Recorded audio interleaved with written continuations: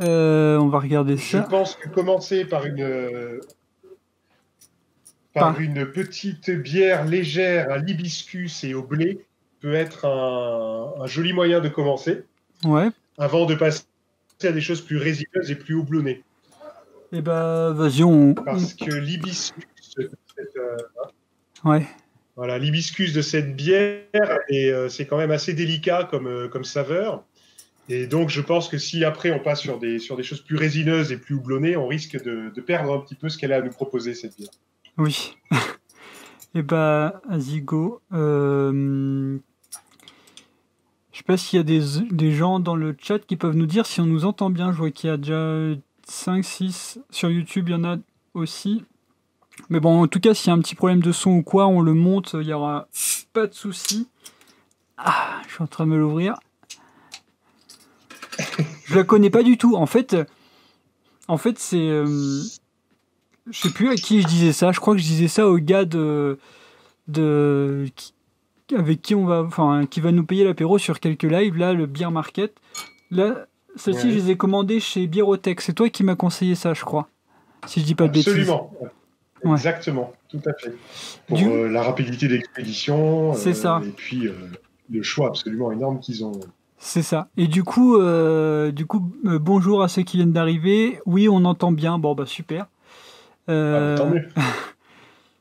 du coup, euh, du coup, j'ai découvert en même temps Biérotech. Ouais. Mais à chaque fois que je me présente à un caviste, je lui dis bien que je n'y connais rien. Je connais un petit peu le brassage, tout ça. On a brassé avec les copains, pas de problème. Mais tu vois, les dégustations, vraiment un. Enfin, moi, j'ai l'impression de ne pas avoir de palais. En plus, je suis Ah dégoûté. bon? Je voulais faire un bruit, tu sais, comme Benoît dans Bière et Moustache. À chaque fois, il fait un putain de bruit, plein de glouglou et tout. Un joli glouglou au Ah ouais. service, ouais, forcément, c'est vrai que c'est un joli bruit. Bah, dire que tu as l'impression de ne pas avoir de palais, je pense que c'est pas faire confiance en tes propres sensations déjà. Hein. Je pense que le palais, ça se travaille, et la base de départ, c'est effectivement ce que tu ressens, et il faut vraiment avoir confiance en toi et te dire, bah tiens, là, j'ai l'impression de percevoir telle ou telle note, tel truc comme ça, et puis tu te fais confiance, tu sais reconnaître l'amer, l'amertume, l'acidité, le salé, le sucré. Au fur et à mesure, ça se précise un petit peu sur des saveurs un peu plus fruitées, un peu plus herbacées, un peu plus florales, plus végétales, le résineux, etc. Et au bout d'un moment, en fait, tu vas retrouver sur quasiment toutes les bières, enfin, en tout cas en fonction des styles, le même, le même univers, si tu veux, organoleptique. Et tu vas après, chacune aura sa petite singularité. Mais c'est quelque chose qui se travaille. Mais je crois que Ouais. la base de départ, c'est la confiance et de se dire, ça, Et c'est ce que je ressens. En tout cas, c'est mon ressenti. Et c'est comme ça. Quoi. est-ce qu'il faut pas aussi la culture du truc, comment dire, plus t'as de la matière, en gros, plus t'as de comparaison, mieux c'est, je suppose, tu vois.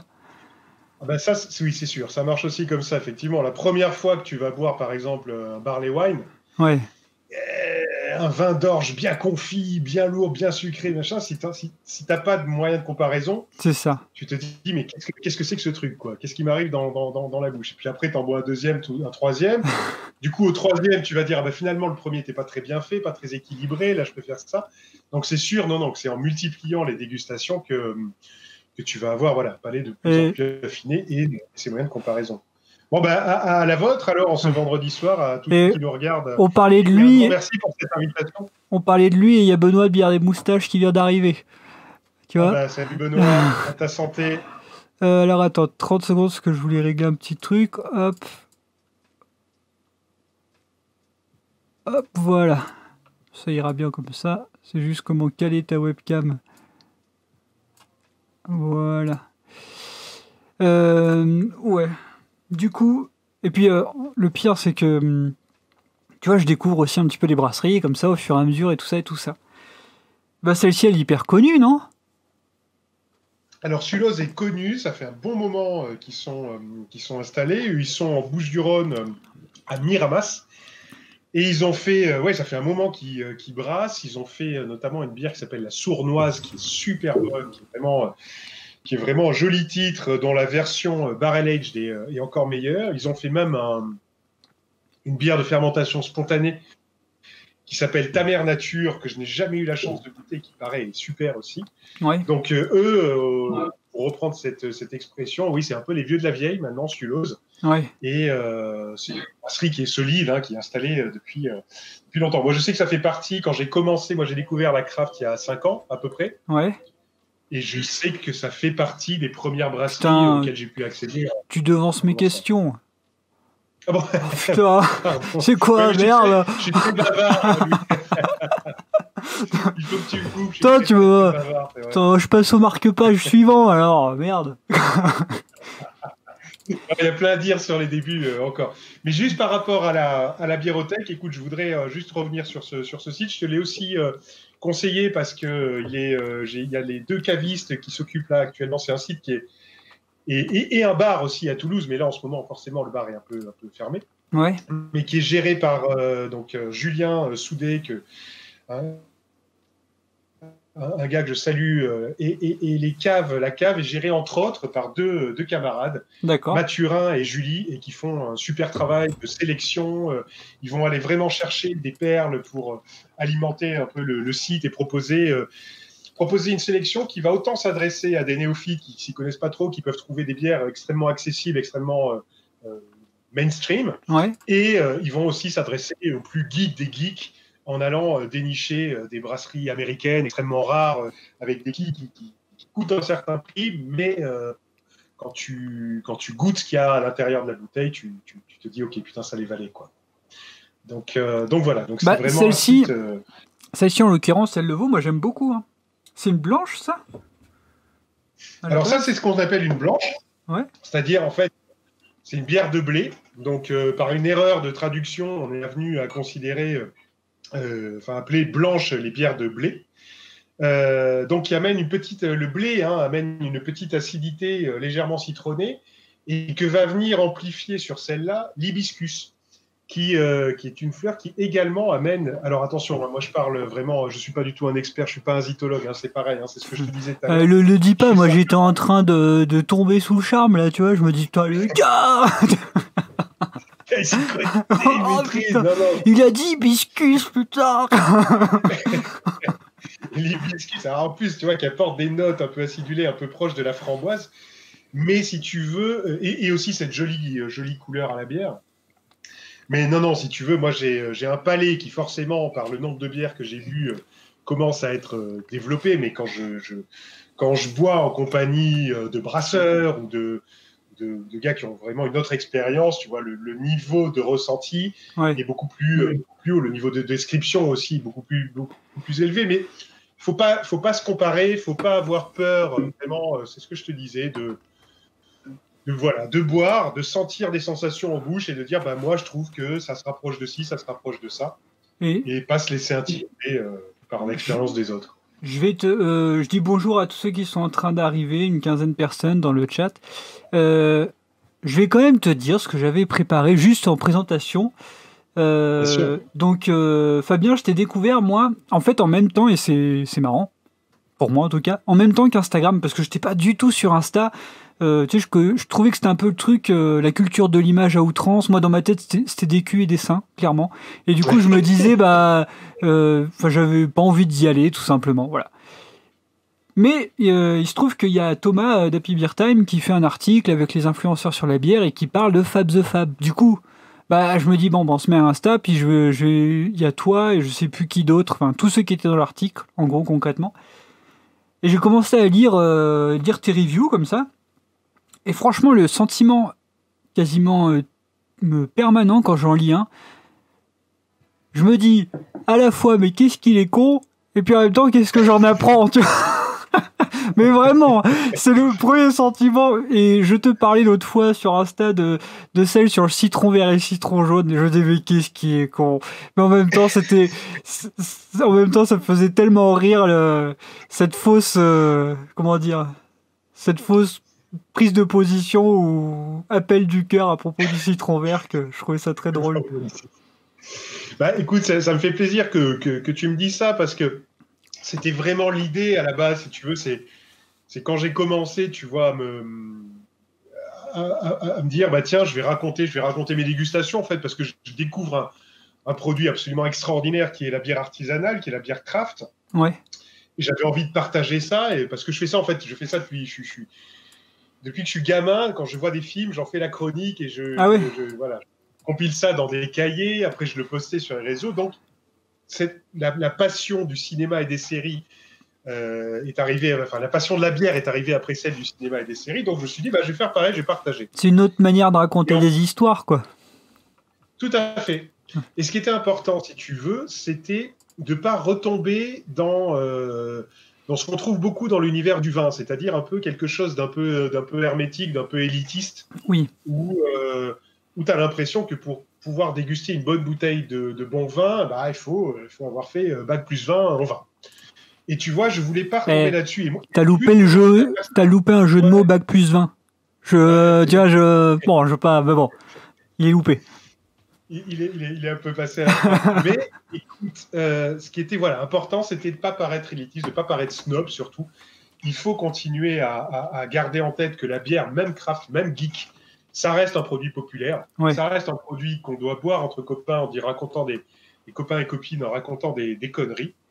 Et du coup, si tu veux, il était important que je trouve un moyen de rester déconneur tout en essayant de quand même rendre hommage aux bières que je dégustais. Ouais.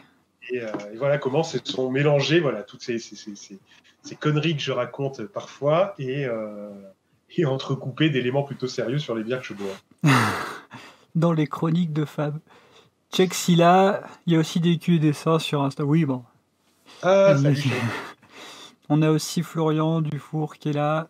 Salut Florian. Voilà. Benoît, j'espère que tu es toujours là.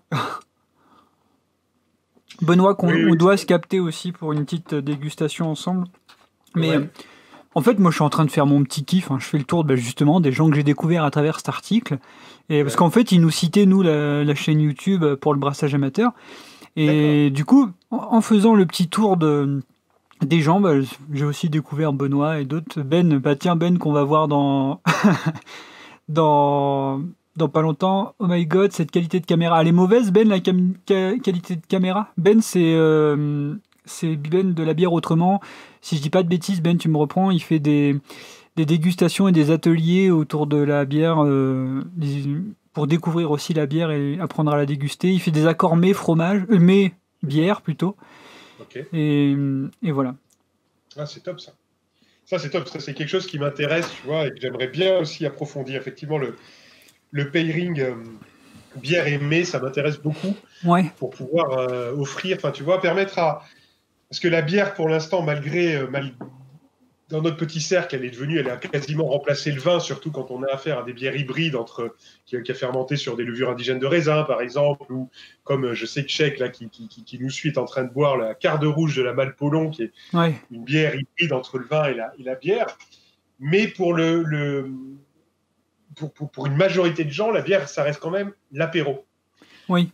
Et j'aimerais réussir, par exemple, mes parents, pour qui la bière, c'est strictement l'apéro, j'aimerais réussir à faire des pairings pour pouvoir, si je les invite à manger à la maison, leur servir une bouteille de 75 centilitres de bière à table comme je servirais une bouteille de vin. Ouais. S'ils trouvent leur compte, tu vois. Donc, je trouve ça très, très, très intéressant ce que fait Ben, parce que c'est vers là qu'il faut aller, effectivement, pour que peu à peu, je dis pas qu'il faut remplacer la bière par le vin, je pense qu'il y a de la place pour les deux, Ouais.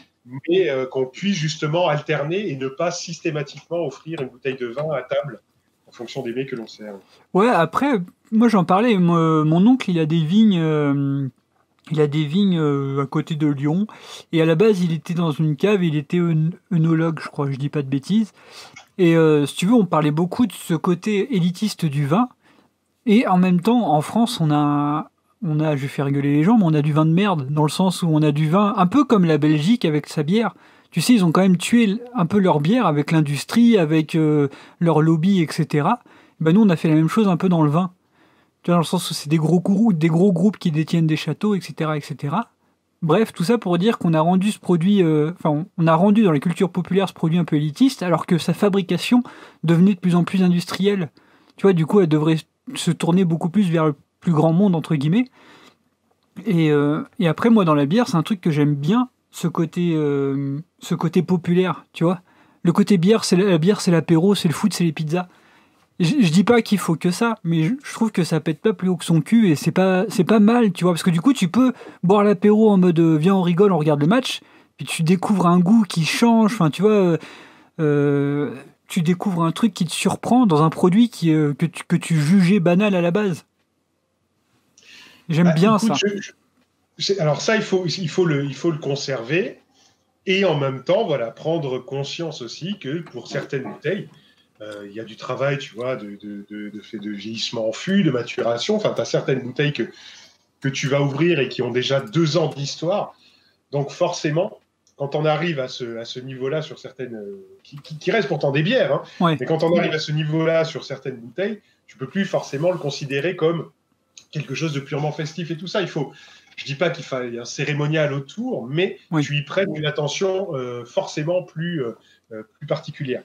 Après, sur le vin, ce que tu disais, alors moi, je vais pas trop m'avancer sur ce terrain parce que vraiment, j'y connais rien du tout. Je suis vraiment totalement un néophyte pour le vin, mais grâce à ma copine Julie, notamment, qui travaille à la biérothèque, je me rends compte qu'il y a ces gros groupes dont tu parles, et il y a quand même, alors je ne sais pas si c'est récent, si ça remonte à quelques années déjà, mais pas mal de petits producteurs indépendants aussi qui sortent, qui émergent, et qui s'emparent du vin comme je vois des brasseurs s'emparer de la bière, c'est-à-dire avec cette même passion pour l'artisanat, pour la toute petite production, pour le produit local et tout ça. Et c'est vers ces gens-là, effectivement, qu'il faut se tourner. Enfin, moi, je ne veux pas faire de prosélytisme, évidemment, je suis personne pour faire ça, mais si on pouvait, au fur et à mesure, abandonner l'industrie et pour se tourner vers l'artisanat, ce serait, je pense, assez bénéfique pour tout le monde, quoi. Et ben c'est ce que, enfin, mon oncle du coup dans le vin, lui, il essaye de vivre uniquement avec uniquement avec 3 hectares de vignes, ce qui est ridicule dans son coin, et il se refuse à faire sa bouteille à plus de 10 euros, pardon, Super. de 10 euros parce que il veut que ça reste un produit accessible. Mais économiquement, il retombe pas sur ses pattes, c'est clair. Mais après, son vin, il est tellement... tu vois, mon père, par exemple, c'est un buveur de vin, il avait le palais pour ça, il adore Saint-Nicolas de Bourgueil en vin de table et tout ça. Et ben, quand il goûte son vin, il est surpris par le côté fruité de son vin. Alors que moi, c'est tout l'inverse, dans le sens où c'est ce truc-là qui fait que je l'aime beaucoup. Et du coup, il est surpris même par les arômes qu'il dégage, qui sont pas du tout, et d'une année sur l'autre, tu as des choses complètement différentes. Et du coup là, si je fais le parallèle avec la bière, on peut avoir des choses très différentes d'une bière à l'autre, mais d'une année sur l'autre, c'est rare quand avec le même ingrédient, on a quelque chose de fondamentalement différent. Tu vois ? Et bon, par contre, ça a niqué complètement l'ordre de mes questions, parce que là, on est parti sur un truc... Mais du coup, c'est bien dans le sens où c'est pas... où ça reste populaire, parce que ça reste... Enfin, c'est bien cette stabilité dans la bière, mais en même temps, on a moins le côté noble du vin pour le produit d'origine. C'est ça que je voulais dire. Pour le fruit. D'accord. Ok. Mais c'est vrai que, tu vois, là, je redécouvre, moi, ma consommation de vin. C'est pareil. Enfin, tu vois, je pense que je buvais des vins. Alors, je vais peut-être dire des conneries tellement je ne m'y connais pas, mais gavés de sulfite. Ouais. Alors que là, je vais vers des vins qui se rapprochent de plus en plus de vins nature. Et je vais avoir ce dont tu parles, c'est-à-dire ces côtés fruités, ces côtés beaucoup plus fleuris, enfin, des saveurs que je retrouve dans des bières qui, elles, se rapprochent de l'univers vin. Donc, c'est intéressant de voir que en fait, l'industrie, soit par le sucre, soit par les sulfites, soit par trop de sel, etc., ou trop de gras, en fait, nous prive d'une multitude de petites saveurs comme ça qui sont... d'un large panel même de saveurs qui sont fondamentalement agréables à découvrir, à avoir dans le palais, quoi. Avant, c'était le rouge qui tâche. Moi, j'ai grandi avec ça à table. Mes parents, ils servaient ça à table. Bon, c'est un bloc, c'est uniforme, quoi. Et là, tu as quelque chose en bouche et tu fais, oh putain, il se passe plein de trucs, quoi. C'est intéressant. Attends, il y a Ben qui dit le pairing fait l'unanimité. Le pairing, c'est quoi ? C'est accord bière-mets, c'est ça ? Et les nocives en bière se laissent vite tenter par l'expérience, et les geeks qui savent s'ouvrir redécouvrent les choses. Ah, c'est super. Et bon, je vais encore parler de mon oncle parce qu'on est parti sur lui, mais du coup, il m'expliquait aussi, parce que lui, pareil, il est vin nature, etc., petite production, et il m'expliquait aussi que dans le vin, tu vois, l'accord vin-fromage, c'était quelque chose qui était très populaire. Et il dit pour, je peux dire une connerie, pour les 2 tiers des vins, c'est une vraie connerie. Parce que ça te change, ça te dénature le goût, le ressenti du vin. Et en plus, je sais pas, ça t'excite les papilles. Je sais pas ce que ça fait, mais en gros, ça fausse les choses. Du coup, moi, sur les accords bière mais, ben, je sais pas si j'ai envie pour le moment de le faire. Mais bon, après, peut-être pas pour parler que de la bière, mais pour parler de l'ensemble, tu vois. Faut le prendre comme ça, je pense.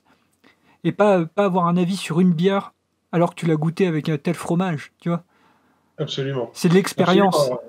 Moi, ça, je te rejoins complètement parce que je suis à un stade un peu gogol encore, si tu veux, où Welcome. mes bières, il faut que j'en profite pleinement. Et c'est vrai que du coup, j'ai assez de mal à manger en même temps parce que quand je le fais, j'ai l'impression du coup de passer à côté de certaines saveurs de la bière. Et du coup, enfin voilà. Alors que une bière que j'ai déjà goûtée et que je vais reboire en mangeant par exemple du fromage, eh ben, effectivement, c'est délicieux. D'accord. Mais ça devient autre chose, ça devient une autre dégustation.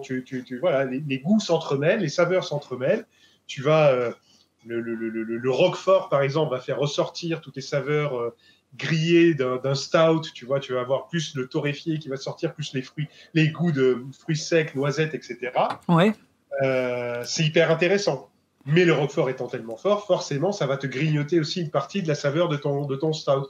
Donc voilà, donc c'est vrai que j'ai pour l'instant un peu de mal avec ça, puisque j'aime bien voilà, me dire, putain, j'ai vraiment pleinement en bouche toutes les saveurs de ma bière, mais je pense qu'à un moment, je vais atteindre une certaine maturité et je vais aussi réussir à profiter d'une bière comme on le fait avec le vin, en mangeant quelque chose sans se poser de questions. J'ai Julien dans le chat qui m'a corrigé, le pairing c'est accord bière-vin. Moi j'étais sur bière mais. Non, c'est bière mais. C'est bière mais. C'est une blague. Ah. Je pense que Julien doit avoir envie de picoler. Ouais. Et un pairing bière-vin. Il trouve des. Je crois que c'est bière rhum. Je suis pas sûr. Il trouve des excuses. Attends, Ben qui rajoute, je suis trop chaud depuis un moment pour faire une dégustation à l'aveugle. Attends, moi je te prenais premier degré, Julien. Une discussion à l'aveugle, cidre artisanal fermier, bière fermentation spontanée, vin nature. Ah, c'est une super idée. C'est une super idée parce qu'effectivement. C'est quoi l'intérêt du coup ? Eh ben, déjà, c'est de détonner, je pense, un palais, parce que moi, je pourrais servir, par exemple, il y a la. Oh, ben, je reparle, là, je parlais de la Malpolon. La Malpolon a fait une bière aux pommes qui s'appelle la Chanteloup. Ouais. On est quasiment sur un cidre fermier. Et pourtant, ça reste une bière. Dans le processus de fabrication, de brassage, etc., ça reste une bière. Le pourcentage de bière est plus important que le pourcentage de jus de pomme apporté dans la totalité. Et donc, si tu fais ça à l'aveugle et essayer de reconnaître où est la bière, où est le cidre, où est le vin, je pense que c'est peut-être le meilleur moyen de faire comprendre aux gens ou de leur faire accepter le fait qu'il n'y a pas vraiment de frontières et qu'on est plus dans un univers global avec lequel on peut s'amuser, qu'il faut arrêter de tout étiqueter comme on aime bien le faire, surtout en France. Et voilà, qu'on peut s'amuser, qu'on peut faire des bières qui ressemblent à du vin, un vin nature qui va ressembler à un cidre qui se rapprochera d'une bière spontanée, etc. Et que les frontières, elles sont poreuses et c'est bien comme ça. Et que les blancs et les noirs peuvent vivre ensemble, il faut le dire, parce que surtout à l'époque, et on s'aime. Exactement. La différence, ça enrichit, exactement. Par contre, il y a des parallèles bière-vin très intéressants pour amener des fans d'un monde vers l'autre, oui. Après, moi perso, le vin, c'est que à Noël ou quand je vois ce tonton dont je parle.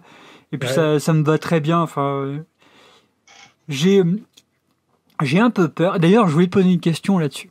Moi, j'ai un peu peur, tu vois, là, ça va. Genre, je prends une bière, je suis très soft, genre une dans la semaine ou deux, ça dépend des moments, l'été, tout ça.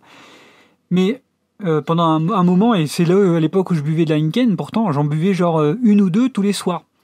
Ouais. Et si tu veux, ce côté, la bière c'est light, blablabla, ça me fait quand même flipper dans la dérive que ça peut avoir. Tu prends l'habitude, c'est toujours le même délire de toute façon.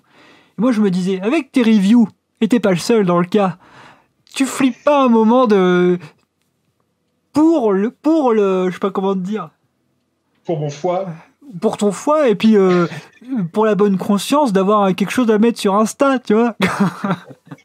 Bah, alors, je suis un peu rentré dans un piège. Ça, je t'avoue que tu as raison. C'est-à-dire que maintenant, cette page, faut l'alimenter parce que j'aime bien, parce que ça a créé des rencontres comme celle de ce soir, par exemple, entre toi et moi.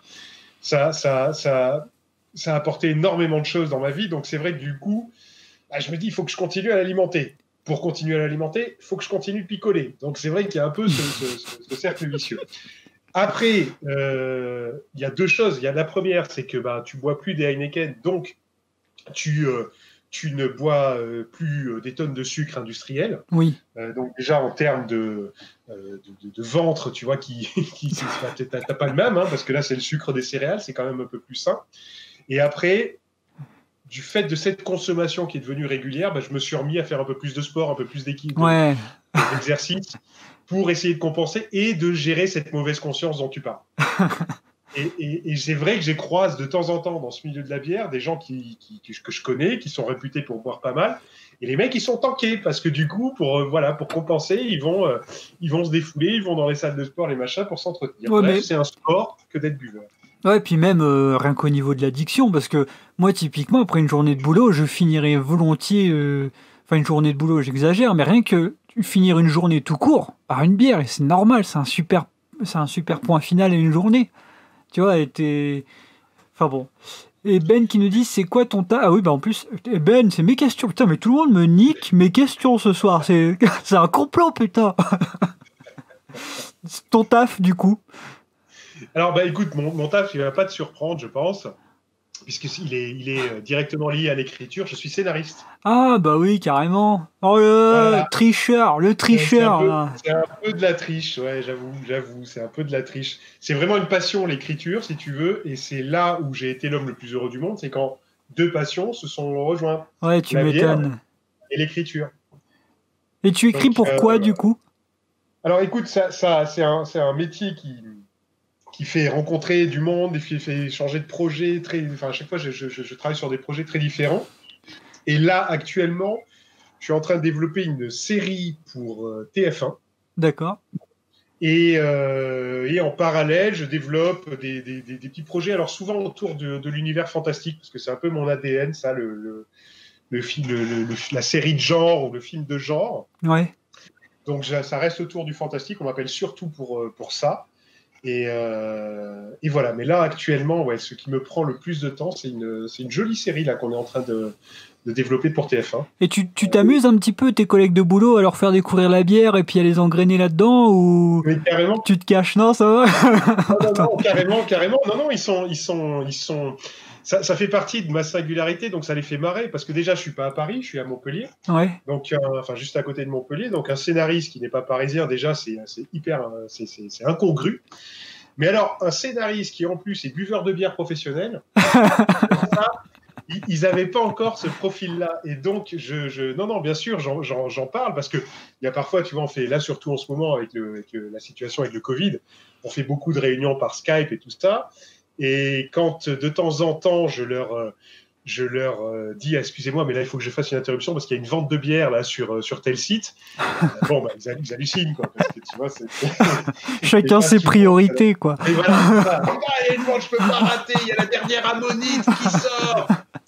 Ouais, donc c'est rigolo, mais ça les fait marrer. Et figure-toi que, alors pas tous, hein, il y en a certains qui s'en foutent complètement. Oui. Mais il y en a beaucoup qui du coup me demandent, mais alors attends, mais qu'est-ce que tu me conseilles, par quoi je dois commencer pour découvrir cet univers, tout ça. Enfin, les gens, quand tu leur sors une bouteille de bière de 75 centilitres dans une bouteille champenoise, déjà ils font, ça c'est de la bière.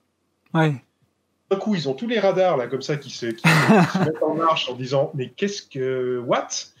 Donc ça les intrigue, et s'ils sont bien intrigués, ils posent plein de questions, tout ça. Donc voilà. Donc écoute, je suis le scénariste provincial buveur de bière. Je pense que c'est comme ça qu'on m'appelle à Paris, tu vois, dans les couloirs des boîtes de production. Mais c'est ce qui fait aussi ma singularité.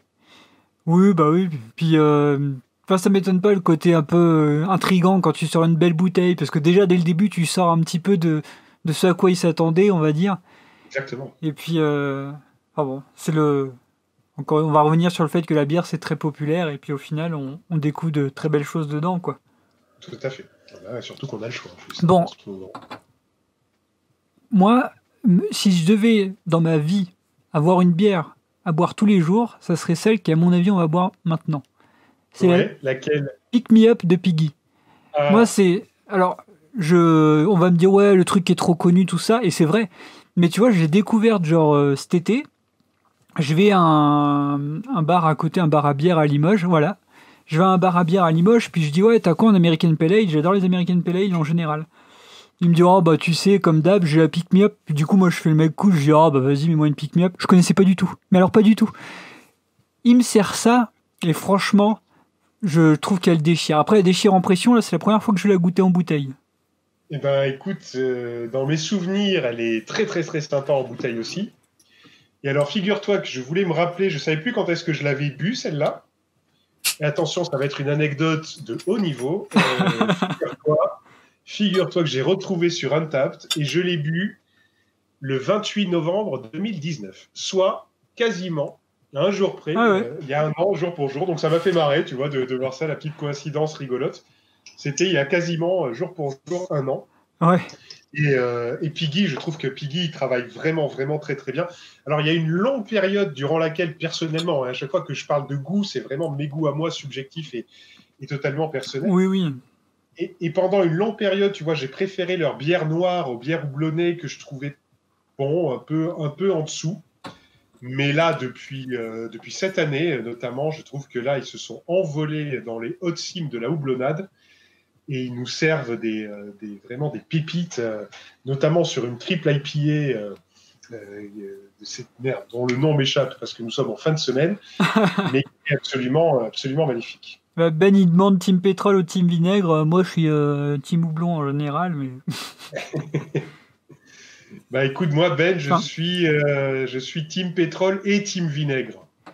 ouais, Avec, moi honnêtement, je suis très American Pale Ale, mais après, j'aime tout, vraiment. ouais, Et il y a des choses... Enfin, Enfin, j'aime tout. Franchement, j'ai même plus d'arguments. Tellement je peux aimer tout ce qui passe. Et les sours, en général, je kiffe aussi.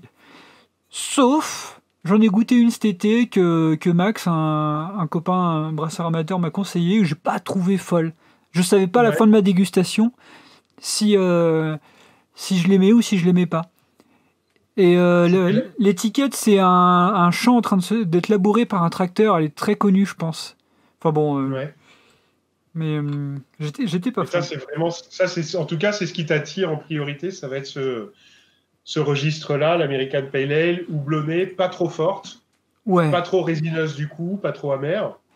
Ouais, puis Bien fait. c'est un style qu'on a découvert avec Amélie. On était parti en Pologne et puis premier soir là-bas, je sais plus, on va manger une soupe, bah, une soupe polonaise, hein. Nous, on prend ça en mode petit truc léger. Au final, on était deux gros sacs à la sortie du resto, mais et du coup, on goûte une bière et la bière, on regarde, c'était une American Pale Ale. Et moi, je connaissais pas, alors qu'on brassait déjà depuis quelques mois. Je ne connaissais pas, et je connaissais pas les bières américaines. Je connais les bières belges, un petit peu anglaises, enfin belges et les IPA en réalité. Et du coup, j'ai découvert ça et j'ai kiffé. À chaque fois que je peux, j'en bois et j'adore. J'adore l'équilibre de tout ce qu'il y a dedans. Hmm. Et c'est pour ça que J'ai- c'est c'est- un truc à boire tous les jours sans problème. C'est tellement bon. J'avoue que c'est hyper agréable, c'est extrêmement accessible, c'est facile à boire, c'est désaltérant, c'est plein de saveurs. Elle est hyper bien faite, celle-là. Je comprends vraiment ton coup de cœur Tu vois, parce que là, il y a tout ce qu'il faut, tout est à niveau, c'est équilibré entre les saveurs aromatiques et un petit goût de céréales, un petit peu le grain de la céréale qui est là. C'est super bien fait et c'est vrai qu'après une journée de boulot, ça tue. tu t'ouvres une bière comme celle-là, c'est magnifique. Mais oui. Mm. Alors en pression, c'est le Alors, feu. je vois Ben qui dit oui, la guilty pleasure. Effectivement, c'était celle-là, la triple IPA de Piggy qui m'a retourné la tête Ah oui. cette année. C'était la guilty pleasure et vraiment. C'est à partir, pour moi, en tout cas, dans mon expérience personnelle à moi de l'aventure Piggy, c'est à partir de là qu'ils sont passés vraiment dans un très haut niveau avec tout ce qui est houblon. Et ce niveau est maintenu depuis, je trouve. Attends, je vais aller sur une table. Moi, faut que je te retrouve la sour que je me suis dit bof. Mais je sais même pas si je l'ai untapé alors. Parce que là, il y a Ketos77 qui demande si c'est la Icona. Peut-être, faudrait que je revoie l'étiquette. Je pourrais pas te dire. Ah, c'est pas l'orgueil de la débauche? C'est possible. Est-ce que c'est une sour, celle-là? L'orgueil, Ouais. je la connais pas, celle-là. Je connais pas ce titre de la débauche. Elle est rentrée comment sur Untappd? Attends.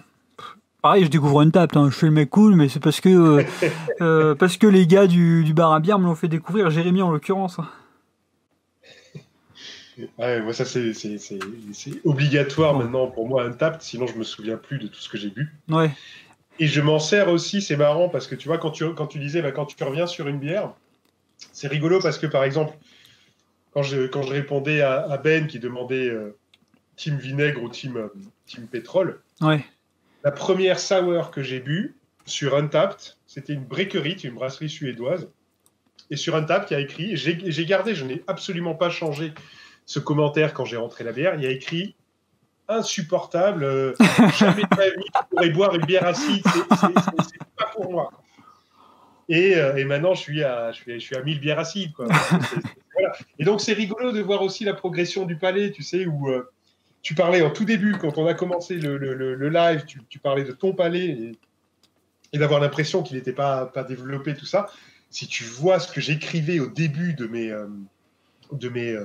les premières notes que je rentrais sur Untappd, c'est à pleurer de rire aujourd'hui, tu vois. Mais voilà, donc ça me sert aussi à ça. C'est un peu mon journal intime, mon carnet intime des bières que je bois, quoi. Ouais. Voilà. Mais est-ce que tu prends plaisir, parce que quand j'en parle autour de moi, ça fait sourire, de rôter ta bière en toi? Parce que typiquement, celle-là, tu vois, quand je la rote en moi, j'ai un retour de houblon, je le kiffe, mais vraiment. Alors, ouais, c'est le Rolupuline. Ouais, pas un truc forcé, hein. Ouais. Ça vient C'est du le cœur, Roux. quoi. Alors ça, toi que ça me fait ça sur les bières très houblonnées. Effectivement, quand le houblon est bien frais, là ils disent pas c'est avec L houblon parce que c'est souvent avec le mosaïque. Je crois que c'est du citra, celui-là. Que ça fait ça. Et effectivement, tu as un petit rototo Ouais. qui rallonge la longueur de ta bière et qui est. Et franchement, qu'il n'y a rien de dégueulasse. C'est un truc, c'est que de l'arôme, tu vois, on a une distillerie intérieure, tu vois, et c'est un extrait. C'est scientifiquement Oui, c'est prouvé. complètement indéniable. Oui, tout à fait. Mais ouais, moi, celle-ci, vraiment, je la kiffe. Non, elle est très très bonne, effectivement. Elle a tout de la bière. Enfin, je sais pas, si tu devais. Enfin, pour moi, si tu dois remplacer l'eau par une bière, ce serait celle-ci, clairement. Et en pression, encore mieux, parce que je la trouve. Je sais pas si c'est les bulles ou quoi qui changent, mais je la trouve. Je la préfère encore plus, quoi. Ouais. Après, oui, en pression, tu peux ressentir un peu plus peut-être la corpulence, tu peux avoir effectivement, oui, et puis la carbo sera plus forte également. Donc, c'est vrai que ça aussi, c'est des expériences différentes, hein. La pression, la bouteille, Ah oui. c'est deux autres expériences. Et c'est vrai que, pareil, aller boire les bières au comptoir, ça, c'est chouette. Et vivement qu'on ait à nouveau l'autorisation de le faire, vivement que les patrons de bars et de restos puissent à nouveau vivre de leur commerce, parce que ça nous manque, et pour eux, ça doit être très compliqué. Ouais, tu m'étonnes. Bah, même. Enfin. Attends, il me parlait de la Icona dans le chat. Même. Enfin, là, ils ont pris cher 2 fois de suite et. On verra la suite, hein, mais bon, c'est un peu chaud pour eux. Et non, Ouais. c'est pas la Icona, c'est une autre brasserie, mais bon. Sinon, dans le chat, je voyais, il y a Ben qui dit est-ce que parfois tu te sens obligé de faire ton post Punaise, mais ils vont vraiment tout me piquer. Alors moi, attends Ben, je suis désolé, je te court-circuite parce que je sens que ta question va en arriver à ça, et du coup, je vais la poser avant que tu la poses. Des fois, il y a des bières que tu n'aimais pas, mais dans ton post, t'étais un peu plus... T'arrondissais les angles. Alors non, écoute, j'ai une politique très, très claire, très nette avec ça. Une bière que j'aime pas, j'en parle pas. D'accord. Parce que c'est pas mon boulot, moi, de casser le travail d'un brasseur. Une bière peut être ratée pour plein de raisons, c'est-à-dire que déjà, elle peut ne pas correspondre à tes goûts. Déjà, ça c'est une première raison qui va être totalement subjective. Et après, de façon plus objective, elle peut y avoir un défaut au moment de l'embouteillage, au moment de l'encannetage, enfin, quelque chose, ou pendant le brassage. Et moi, je suis pas là pour. Ouais, puis t'es pas au courant de ça aussi. Du coup, tu vas pas lui dire c'est de la merde. Enfin, Voilà, tu peux pas faire ça, tu peux pas faire ça à des brasseurs. Quand ça m'est arrivé de critiquer une bière ratée, si elle venait d'une grosse brasserie outre-Atlantique, où toi tu payes 12 balles ta canette et c'est raté, mais objectivement raté, hein, je veux dire, Ouais. c'est pas parce que le coup te plaît pas, c'est que c'est objectivement raté, c'est pas équilibré, etc. J'ai pu le faire, je le ferai plus. Mais par contre, pour tout ce qui est les brasseurs, enfin français, tout ça, jamais je ferai ça. C'est vraiment pas mon boulot, tu vois, de défoncer une bière. Donc, du coup, non. C'est ma politique, c'est voilà. J'aime, j'en parle. J'aime pas, j'en parle pas. Ouais. Et du coup, quand tu vois, parce que ça m'arrive maintenant avec cette petite communauté quand même qui me suit, qui grandit, ça m'arrive d'être contacté par des brasseries pour goûter leur bière. Et je les préviens tout de suite de ça. Je leur dis attention parce que tu vas m'envoyer gratuitement, et c'est très gentil de ta part, un pack de 5-6 bières. Sache que en retour, tu attends que j'en parle, mais si j'en aime que 2, j'en parlerai que de 2, quoi. Ouais. Voilà. Du coup, ils sont prévenus. S'ils ont envie de jouer le jeu, et c'est le cas quasi à chaque fois, hein, parce que voilà. Et s'ils veulent pas, après, je comprends tout à fait, tu vois. Mais au moins, je casse pas parce que c'est terrible sinon. Enfin, Oui. Puis c'est pas ton rôle. Non, c'est pas mon rôle. On a Ben aussi qui disait parfois est-ce que t'as la pression de devoir faire un review d'une bière alors que t'as juste envie de kiffer ta bière? Est-ce que des fois ça t'abîme pas un peu le kiff que t'es en train de vivre entre guillemets? Toute chose proportion gardée, mais voilà.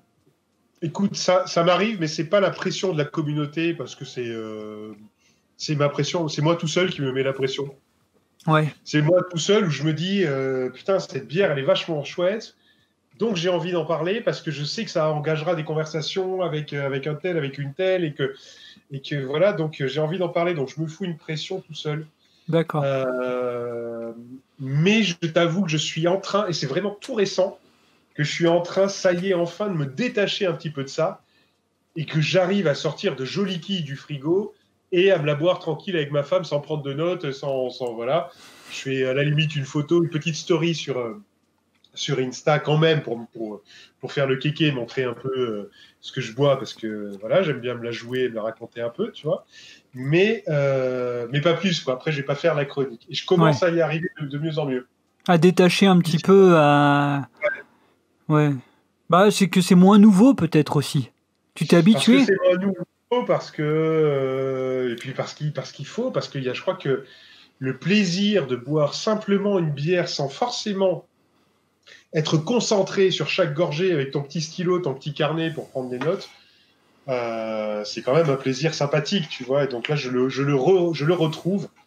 Et voilà. Mais après, voilà, c'est sûr que quand tu ouvres un joli lambic, tu ouvres une bière d'une brasserie hyper rare ou qui, voilà, bah, forcément, tu as envie de faire partager aux copains, tu es content de la boire et de pouvoir en parler avec les copains. Donc, tu vas apporter une attention extrêmement pointue dessus. Et... C'est comme un kéké qui loue une belle bagnole, il va pas la laisser au garage. Attends. il va faire le tour du quartier en klaxonnant, tu vois. Bon, ben voilà, c'est ça. C'est normal. C'est ça. Vous postez les messages pour que vous... Alors, elle est différente, mais American Pale Ale, la fucking régalade de celui-là est superbe. Ah, j'ai jamais goûté. Bon, je dis ça, il y en a tellement que j'ai pas goûté. Et attends, sinon, il y a quelqu'un qui... Vous avez goûté la bière aux bactéries de vagin? Non. Et en général, ce genre de truc, ça me saoule. Je trouve qu'il y a trop de... Enfin, c'est ridicule. Enfin, c'est que mon point de vue, mais je trouve que c'est trop une image ou un truc choc ou du buzz et pas assez de bière quand on parle de ça. Et postez les messages que vous... Oui, bon, j'ai pas très bien compris la suite. Oui, j'ai pas compris non plus. Oui, non, je te rejoins entièrement sur ces bières-là. C'est du marketing pur et dur. Comme l'autre qui avait fait une bière au bouloche de nombril, qui est hyper connu, je sais plus qui c'était, un super brasseur vraiment américain, et le gars a fait ça au bouloche de nombril. Quoi. Oh purée, bah, tu vois, je savais pas du tout, j'avais pas entendu parler de ça. Putain, les mecs, ils ont... Ok. C'était assez marrant. Ouais, du marketing du beauf, comme dit Julien, ouais, c'est un peu ça, puis... Ah oui, tout à fait. L'intérêt, bon, bref. Ça fait parler, et le pire, c'est qu'on en parle là, même. Absolument, oui, ça sert uniquement à ça, hein, exactement. Et toi, du coup, quand tu fais tes reviews, tu fais comment? En gros, tu bois ta bière, tu la prends en photo, après tu te cales pour écrire dessus. Tu as un certain temps entre le moment où tu la dégustes et le moment où tu postes. Comment ça se Ah passe en oui, bah général? oui, oui, oui. Écoute, ça c'est, en fait, si tu veux, moi je fais la photo, je commence ensuite, je sors mon verre, je note tous les arômes.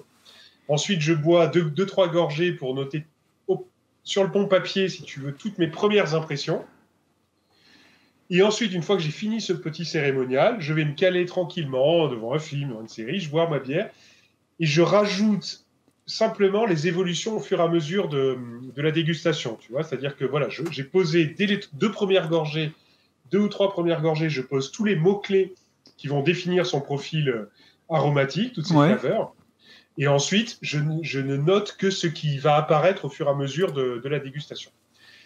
Ensuite, le lendemain matin, je fais la chronique parce que j'ai besoin de la faire quand elle est encore fraîche, tu vois, la dégustation dans ma tête. Quand tu dis tu l'as fait, c'est que tu ponds la base du texte?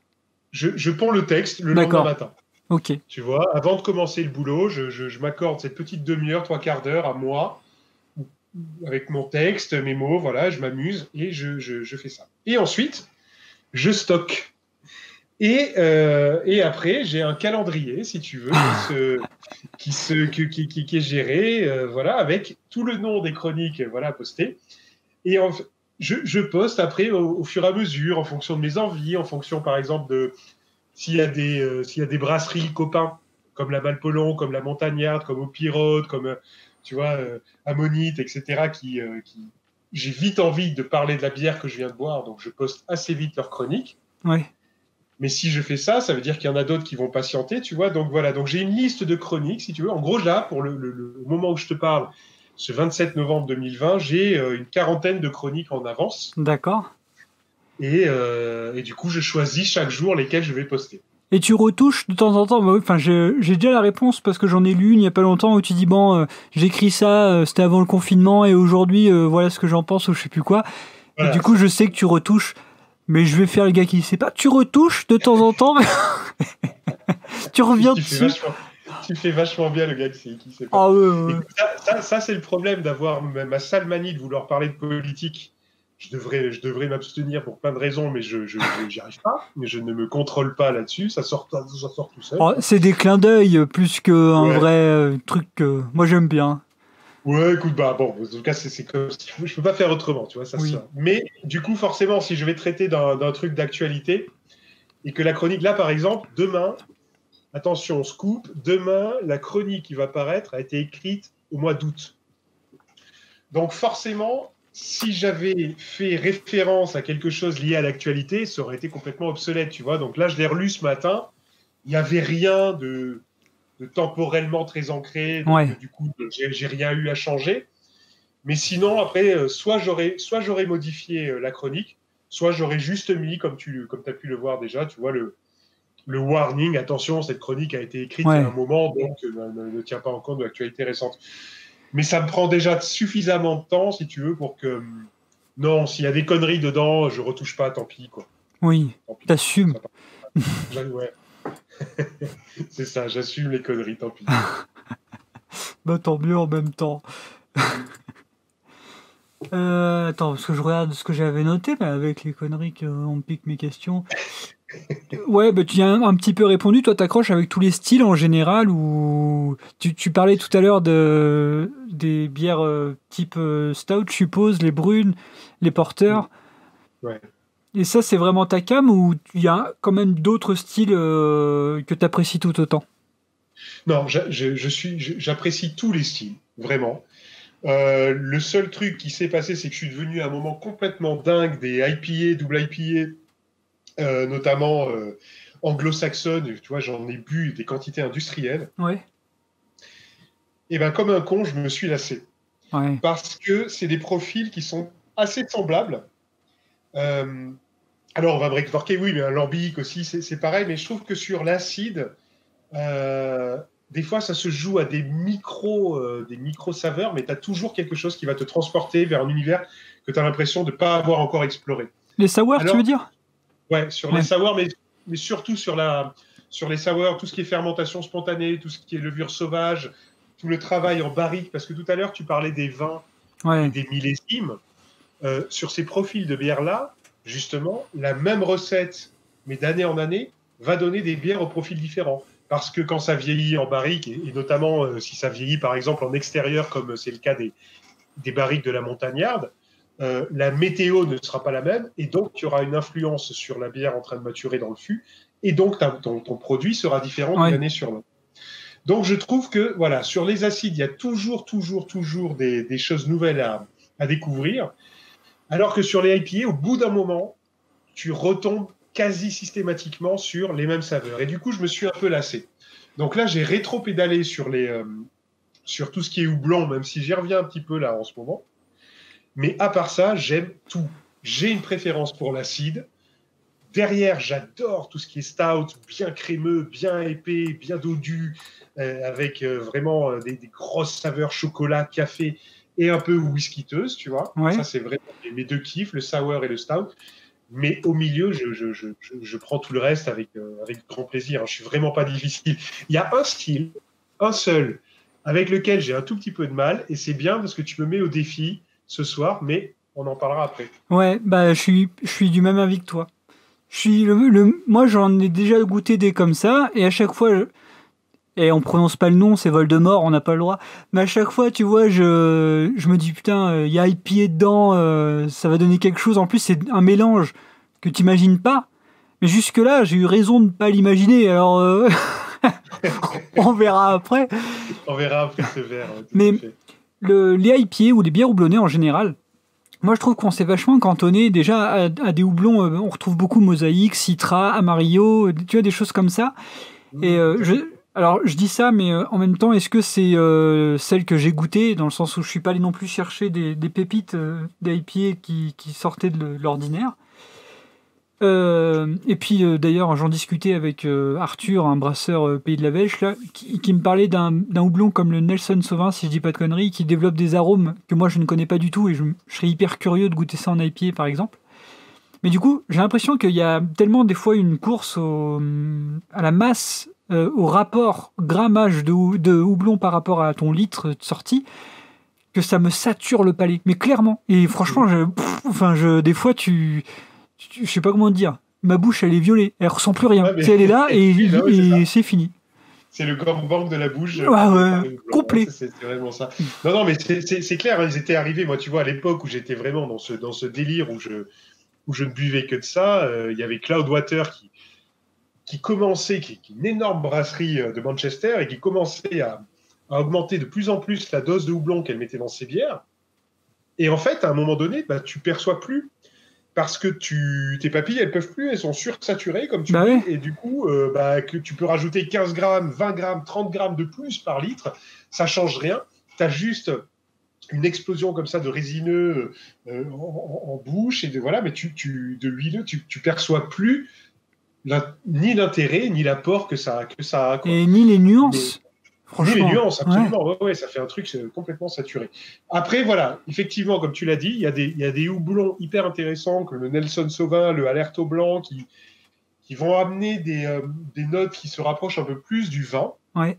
Et là, par exemple, si tu veux, j'ai bu récemment une IPA de la Montagnarde qui s'appelle Chardonnay.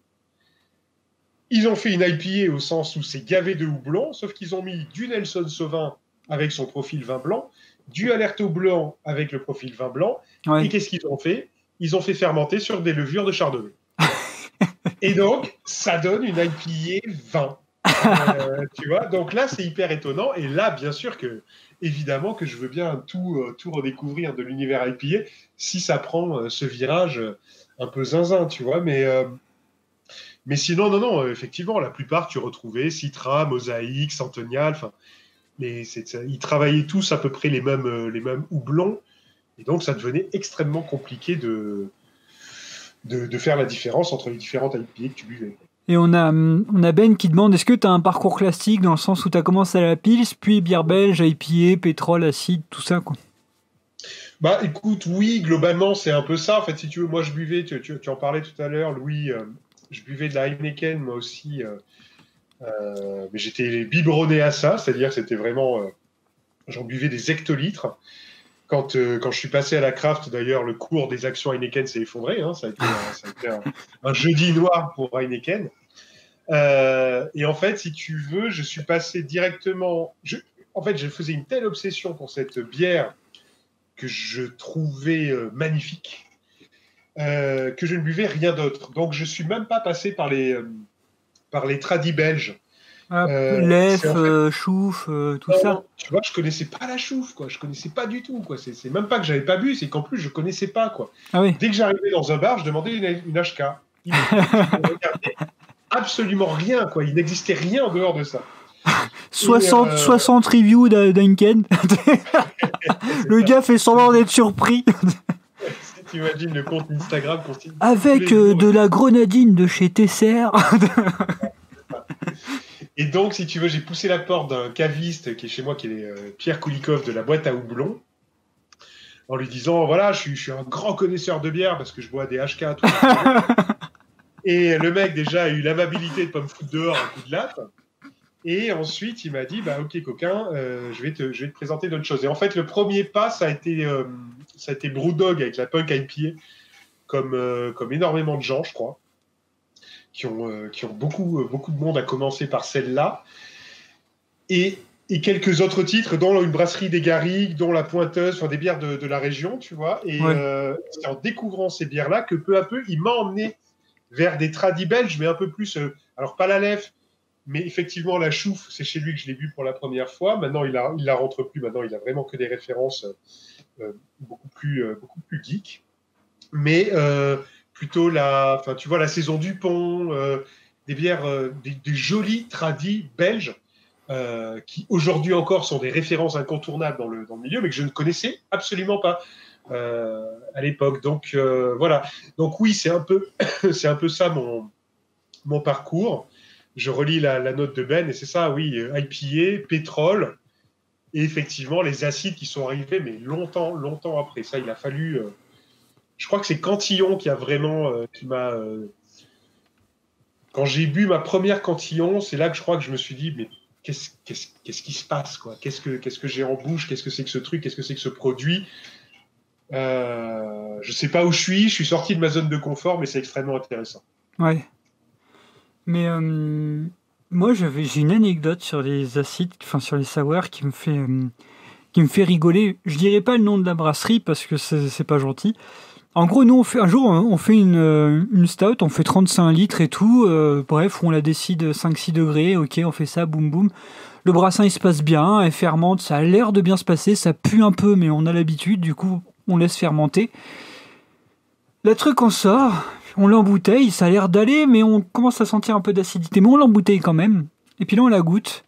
Punaise, elle a pris une bactérie, elle est foirée. Enfin, elle a pris une levure, voilà, elle est foirée. Mais elle est buvable. Mais buvable, buvable, mais foirée.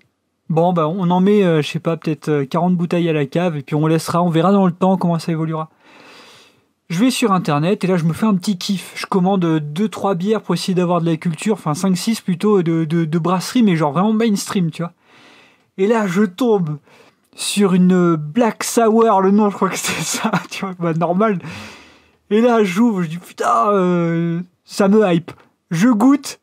Ça y est, elle a dû aller dans ma cave qui était en train de faire vieillir. De ce que je te jure, c'est la même chose. Enfin, C'est génial. oui, mais c'est énervant. Parce que là, ma bouteille de 33, je l'avais payé 4-5 euros ou quoi. Tu vois, c'était le truc, il y avait un nom, elle était trop bien vendue. Black Sour, il y avait il y avait un générique, il y avait du monde derrière. Tu vois, vraiment. Moi, j'étais teasé à mort. Et là, je vois ça, je goûte ça. Ah, blasé, j'ai pas fini.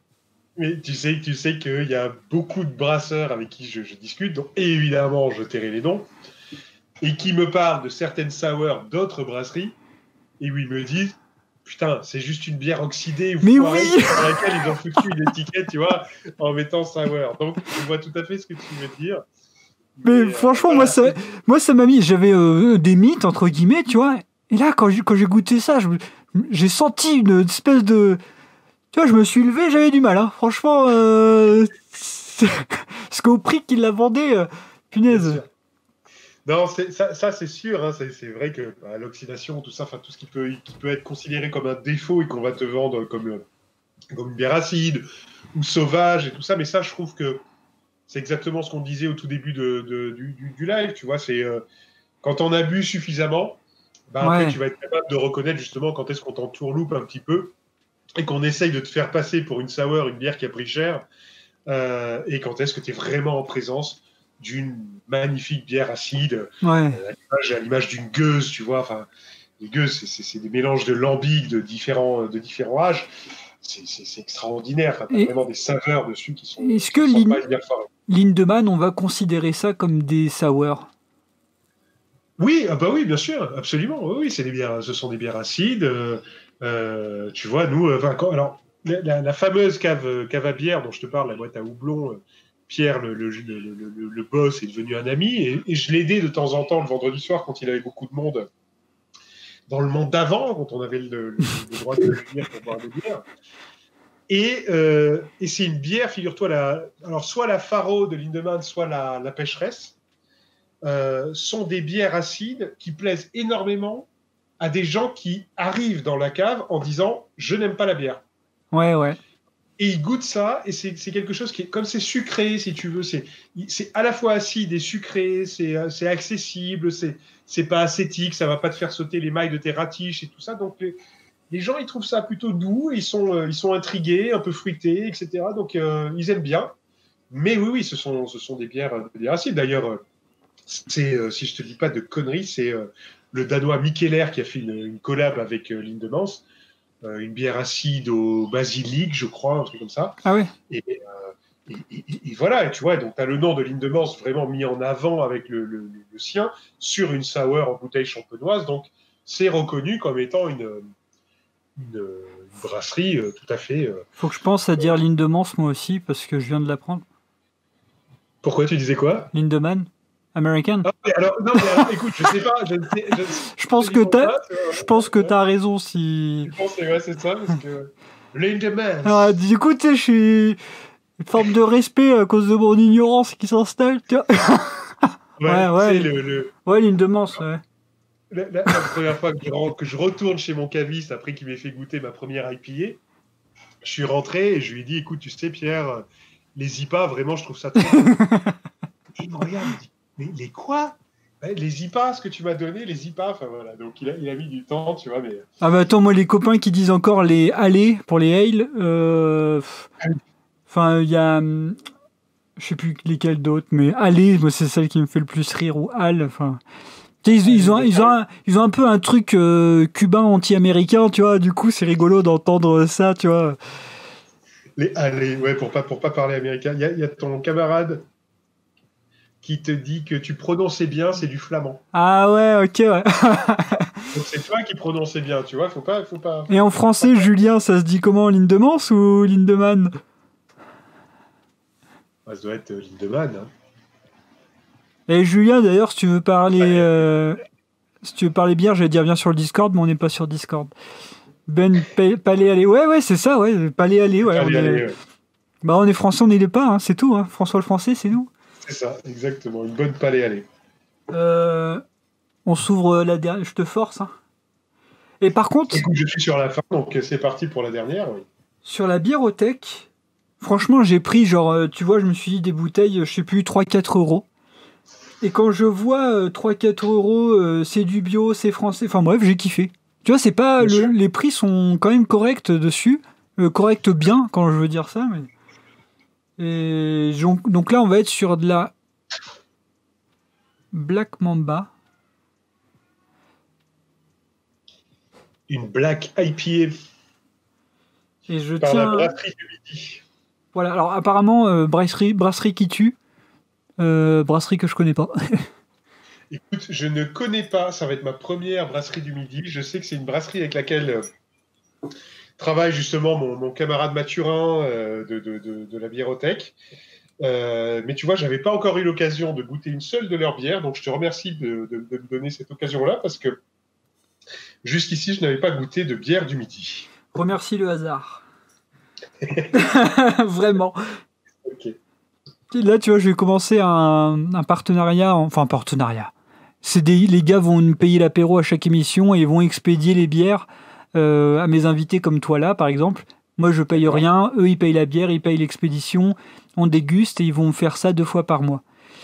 Super. Ouais, trop gentil. Les gars ont des références de malades. Enfin bref, je kiffe.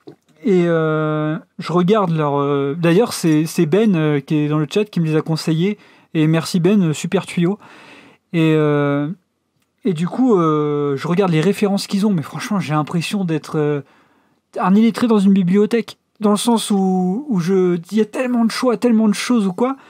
Et c'est fou. Du coup, qu'est-ce que je lui dis? Je lui dis, bah vas-y, donne-moi ce que tu veux. De toute façon, je préfère les pépites que les trucs mainstream, en gros. Mais donne-moi ce que tu veux. C'est tout ce que je lui dis.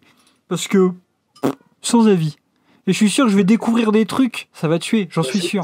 c'est sûr, mais ça c'est génial hein, de se faire conseiller par quelqu'un qui s'y connaît, qui connaît son stock et de se faire surprendre par ça, moi j'adore.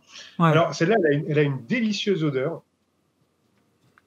de malt grillé, de céréales grillées torréfiées que je trouve vraiment Bah, tu vois, extrêmement agréable. et puis, on le sent beaucoup plus que le houblon, hein. J'ai pas du tout le houblon au nez, ou alors très très très très peu. Mais vraiment sur le côté grillé, torréfié, rôti de la céréale, c'est agréable. Je trouve que. Voyons voir en bouche. Tu vois, moi, les bières noires, en général, j'étais pas fan. Puis on a fait la toute première stout qu'on a fait de notre vie avec Robin. Et dedans, en fait, on avait mis de l'avoine et on avait mis de l'avoine crue. Du coup, ça a niqué Ok. la filtration. On a eu un mauvais rendement, on va dire. Ouais. On va pas dire, on a eu un mauvais rendement, genre 50-60%. Ça filtrait mal, etc., etc. Et bref, du coup, on obtient une stout à 4,5, 5. Franchement, c'est la première fois que j'ai kiffé une bière avec un malt torréfié parce qu'elle était douce, elle se buvait bien et vraiment elle se buvait comme une bière de soif Ouais. dans le bon sens du terme. Et du coup, on l'a passé à pas mal de monde. Et il y a pas mal de monde qui ont aimé. Et tu vois même des amis, donc des nanas amis eux, à qui on va prêter souvent les bières fruitées ou quoi. Et ben là, il y en a une en l'occurrence qui adore le chocolat, qui a adoré cette stout. Alors que nous, première, hein, c'est vraiment la première. Je crois qu'on a ouvert le bouquin de Secret de brasseur, tu sais, puis on a pris la première recette qui nous arrivait sous la main et c'est tout. Du coup, euh, Bah, du coup, c'est c'était chouette. une heureuse surprise. Bah, Ben qui, tant mieux, parce que. Ben qui me dit on t'a trouvé des trucs. Oui, bah merci Ben. En tout cas, là, il m'a envoyé déjà pour vendredi, je te le dis Ben. Bah, attends, je vais le dire ici. En même temps, faut que je retrouve le mail. En gros, je sais qu'il y a une gueuse dans le lot. Enfin, vendredi, ça va être avec Yann du blog Les Sous-Bocs. Ok. Il Ok. y aura Yann, Ben qui est dans le chat et Ben qui nous guidera un petit peu plus dans la dégustation. Si je dis pas de bêtises, c'est Yann, tu vois, que j'ai écouté sur le podcast de Bière et Moustache, justement, où il a fait un podcast avec Bière et Moustache il y a quelques mois maintenant, alors que j'avais pas du tout envie, moi, de brasser, tu vois, dans ma cuisine. Enfin, c'est pas quelque chose qui m'intéresse. Moi, je suis un consommateur de bière et pas un producteur de bière, tu vois. Et il m'a redonné envie de faire ça quand C'est même. vrai? La façon dont il en parlait, c'était avec tellement de passion, tellement d'amour pour ce qu'il faisait que ça m'a vachement donné envie. Alors, cette Black IPA est vachement bien, Louis. Je la trouve très bien. Moi aussi. Parce Alors, que bien équilibrée. moi aussi, très bien. J'aime beaucoup. Je la boirai même en payant. Mais je l'aurais pas appelé Black IPA. Écoute, il y a le côté torréfié, le côté noir qui est très présent, qui prend le dessus. Mais je trouve que en sous-texte, tu as quand même des petites notes fruitées et tu termines par. T'as l'amertume un peu torréfiée, un peu réglisse, à laquelle vient se mêler le côté résineux un peu d'une IPA, je trouve. Donc c'est assez subtil le côté IPA Hmm, tu as dans raison. sa manière de se mêler, tu vois, mais il est quand même là. Il est en Et fin de bouche, il est en fin de bouche. sur le fond de la langue. Exactement. Il est là. Et franchement, je la trouve, j'en ai bu, voilà, parce que c'était de ça dont on parlait tout à l'heure. Le style avec lequel j'ai le moins d'acquaintance, c'est la Black IPA. Parce que je trouve que ça a le cul entre deux chaises. Est-ce qu'on est dans une bière noire? Est-ce qu'on est dans une IPA? On ne sait pas trop, et ni l'un ni l'autre. Et là, je trouve qu'il y a un choix radical qui a été fait. C'est beaucoup plus black, Oui. et avec quand même le houblon qui se rappelle à notre bon souvenir au fur et à mesure de la progression en bouche, et c'est vraiment très bien fait. Donc très content de découvrir la brasserie du Midi. Ouais, j'aime bien. Franchement, c'est pas du tout. Je sais pas comment. Enfin, c'est pas du tout. C'est sincère. J'aime bien. J'aime bien. Et je suis surpris parce que j'avais peur de devoir de devoir rien dire au risque de dire du mal. Parce que j'en ai vraiment goûté où je cherche ça à l'apéro, trop fier de moi. Vous allez voir les gars, j'ai découvert un truc, une petite brasserie locale qui fait ça, boum. Bon bah on n'a pas fini notre verre. Mais vraiment on n'a pas fini notre verre. Ça c'est emmerdant, c'est sûr. Ouais. Mais celle-ci, en fait, c'est que le côté houblonné et amer, il reste fin. C'est une note, tu vois, c'est pas du tout la base de la bière, je trouve, et c'est agréable. C'est ça c'est le bon choix, j'ai l'impression. Ouais, je pense aussi, plutôt que de chercher justement à vouloir se mêler les deux au même niveau, là il y a vraiment une prise de position, voilà, très claire. C'est du black. Le doigt en avant, c'est du black. Et avec quand même, comme tu le dis, ce petit rappel houblonné en fin de bouche qui est vraiment super. Ah, il y a Ben qui a balancé notre programme pour la semaine prochaine. La gueuse de Boone, Mistral V52 d'Aérofab et Evenmore Jesus Evil Twin. Ah bah, c'est un beau programme. Alors, Aérofab, je connaissais le nom. Ouais. C'est tout. Oui, bah écoute, là, ça fait très longtemps. Moi, j'avais bu au tout début de la brasserie quand ils n'avaient pas encore le matériel, donc ils faisaient brasser dans une autre brasserie. Et du coup, j'ai pas eu l'occasion de reboire. Et je crois que le niveau a très très très largement augmenté maintenant qu'ils peuvent faire leur propre bière. Ah oui. La gueuse de Boone, ou Boone ou Bonne, parce que je pense que c'est justement, c'est encore du flamand, donc c'est toi qui vas trouver la bonne façon de le prononcer, Louis. C'est vraiment une gueuse qui est super parce que accessible, robuste, enfin tu verras, elle est vraiment très très chouette. Moi j'adore les gueuses, hein. Vraiment j'adore. Et la Evenmore Jesus de Evil Twin, c'est du lourd, ça, c'est du très très lourd. D'ailleurs, je vais le dire parce que je peux te le dire à toi. Je vois Evenmore Jesus, ça me rappelle un espèce de titre de rock ou de métal ou de ce que tu veux. J'ai l'impression que je suis un des rares dans ce monde-là qui n'en écoute pas. Et du coup, je fais mon outing de j'en écoute pas. Je suis pas réticent, ça me repousse pas, mais j'en écoute pas. Tu vois, quand je vois tous vos stories et tout. Putain, je me dis, faut que je me mette à la guitare ou faut que je fasse un truc, quoi. Et qu'est-ce que tu écoutes alors, Louis ? De tout, beaucoup de rap, mais je suis absolument fan de Kenny Arcana, si tu connais. Mais sinon, de tout, en ce moment, je sais même plus. En ce moment, j'écoute beaucoup la Chill Up en travaillant. C'est des petits sons sur SoundCloud assez cool, comme là, ce qui est en train d'être diffusé d'ailleurs. Et j'aime bien. Sinon, des choses un peu plus électro comme Fakir ou des choses comme ça. Ok. Voilà. Mais de tout. C'est vrai que c'est bizarre, ouais. Les brasseurs sont souvent barbus, tatoués, fans de métal. C'est rigolo. Je sais pas comment c'est venu. Il y a évidemment des exceptions. Il y a évidemment, par exemple, tu vois, il y a Julie dont je te parlais, Swan's Way sur Instagram, qui elle est beaucoup plus pop folk. Elle aime le rock, hein, elle aime aussi des choses lourdes, tu vois, grosse guitare, mais qui va plus aller du côté des Beatles, Bob Dylan, etc. Ouais. Tu as Birberine aussi, qui j'adore son compte, parce que c'est une nana qui est là pour... voilà, qui montre qu'elle est toute féminine, toute maquillée, toute apprêtée, et puis qui te dégaine des gros stars, des pieds, voilà. Qui a les dents noires. Non. Et qui casse un peu, tu vois, cette image. Donc voilà, donc évidemment qu'il y a des exceptions, mais c'est vrai que la musique métal, la musique rock est intrinsèquement liée à cet univers, quoi. Même on a fait il y a pas longtemps un petit rassemblement entre brasseurs du Limousin. Et tu vois, ils se faisaient tous des refs rock, métal, tout ce que tu veux. Et puis ils me regardaient, ils leur disaient et moi j'étais là. Ouais. Tu vois, mais, parce que je voulais rentrer dans le truc, mais en vrai, non. Je veux être votre copain. Ouais, voilà, mais au fond, j'y connaissais rien, même si pourtant tu me fais écouter, je vais te dire, ouais, ça je kiffe et tout ça, y a pas de problème. Mais c'est pas un truc que j'écoute naturellement et ça me fait rire. Faut que j'y Ouais, pense. non, Si je veux m'intégrer dans ce milieu, faut que j'y pense, quoi.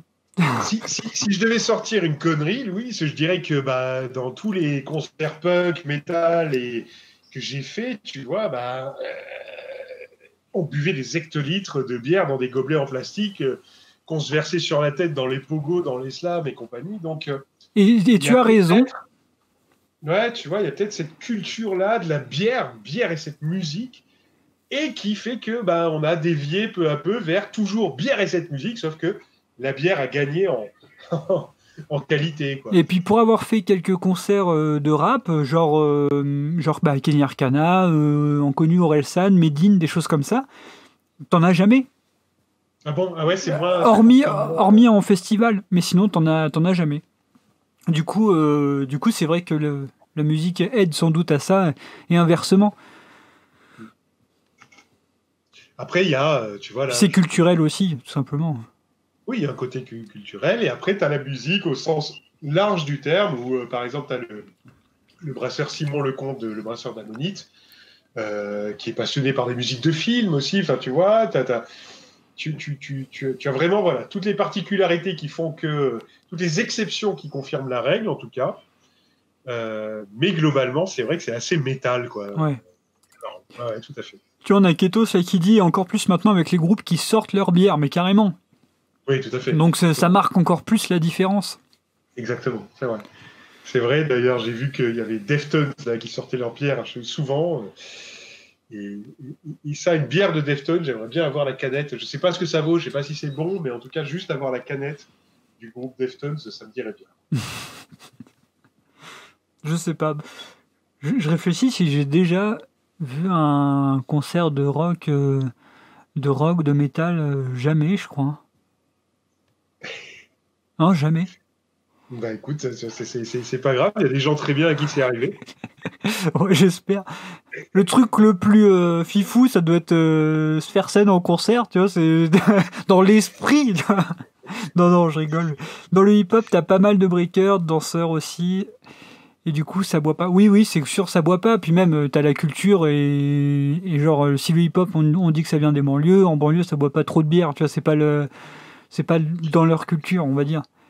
Écoute, moi, Euh, les seuls groupes de rap que j'ai écoutés, tu vois, c'était les Beastie Boys, c'était Cypress Hill, c'était ouais. Assassin. Donc, il y a une structure très rock'n'roll quand même dans ces House of Pain et compagnie. Ce sont vraiment des, tu vois, c'est déjà un peu plus latino que blague et tout ça. Donc, c'est vrai que même dans le hip-hop que j'ai écouté, ça restait rock'n'roll.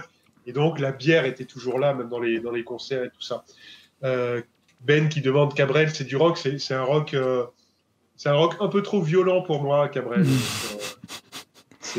voilà, moi j'ai des oreilles délicates et c'est trop violent. Enfin, Cabrel, il a fait un album. Putain, c'est vraiment mon outing de musique ce soir. Tu sais où c'est. Je crois que le thème c'est le cinéma et aussi il parle de sa fille qu'il a adoptée. Enfin bref, je trouve que cet album il tue. Je me souviens plus lequel c'est, mais c'est le seul de lui que j'ai écouté en boucle et j'ai adoré. Et, alors, bah, écoute, puisque tu fais ton outing, je vais être sympa, je vais être solidaire, je vais faire le mien aussi. Cabrel, je t'avoue que je connais peu. En revanche, j'adore Goldman. Ah ouais. Bah écoute, Voilà, moi j'ai grandi avec Goldman, tu vois, je suis allé voir son tu me fais concert aux rire Zénith. comment tu me dis ça. Moi je m'attendais vraiment à un truc de ouf. Goldman, ça va, tu vois, c'est quand même c'est grand public, quoi. Tu m'aurais dit j'adore Céline Dion, là ça m'aurait plus. Non, Mais c'est compliqué. t'as pris son auteur. Ouais, voilà, exactement, exactement. Exactement. Non, non, mais c'est vrai qu'il y a certaines chansons de Goldman, tu vois, qui me transportent encore aujourd'hui. Mais c'est vrai que ma base, mon ADN, c'est le rock un peu énervé. Bah, je vois ça à tes stories. Oui, tout à fait. Et attends, est-ce que je fais le récap un peu de mes questions? Comment ça t'est venu de venir au review? On en a parlé. T'as toujours en gros aimé raconter des histoires, déjà dans ton boulot, et du coup en aimant la bière, c'est naturellement que c'est venu. T'accroches avec tous les styles. Est-ce que t'as des partenariats? T'en as parlé de temps en temps, t'as des gens qui t'envoient des bières, etc. Et toi, Ouais, tu donnes ton avis. exactement.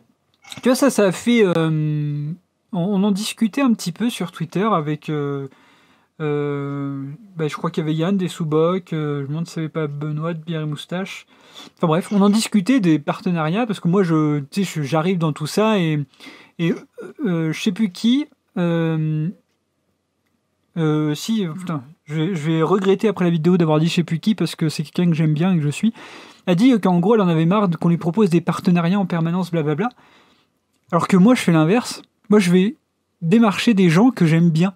Et tu vois, et du coup, là, je suis trop content parce que ça marche. Après, ça a marché un peu trop parce que j'en ai démarché deux en même temps et j'ai dû en refuser un.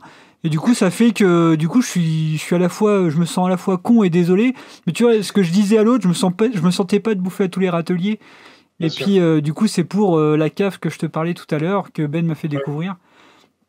Mais, mais voilà. Et toi, du coup, toi, c'est vraiment des trucs ponctuels de temps C'est en très temps. ponctuel. Là, tu vois, il y a un caviste d'Albi qui s'appelle la Compagnie des Bonnes Bouteilles qui m'a proposé de m'envoyer une sélection de 6 bouteilles pour que je parle de son site. Ouais. Je lui ai dit, écoute, il n'y a pas de souci, mais moi, je vais te prendre des bouteilles que du coup, je ne vais pas trouver chez mon caviste local pour pas lui faire de concurrence Ouais. en parlant, tu vois.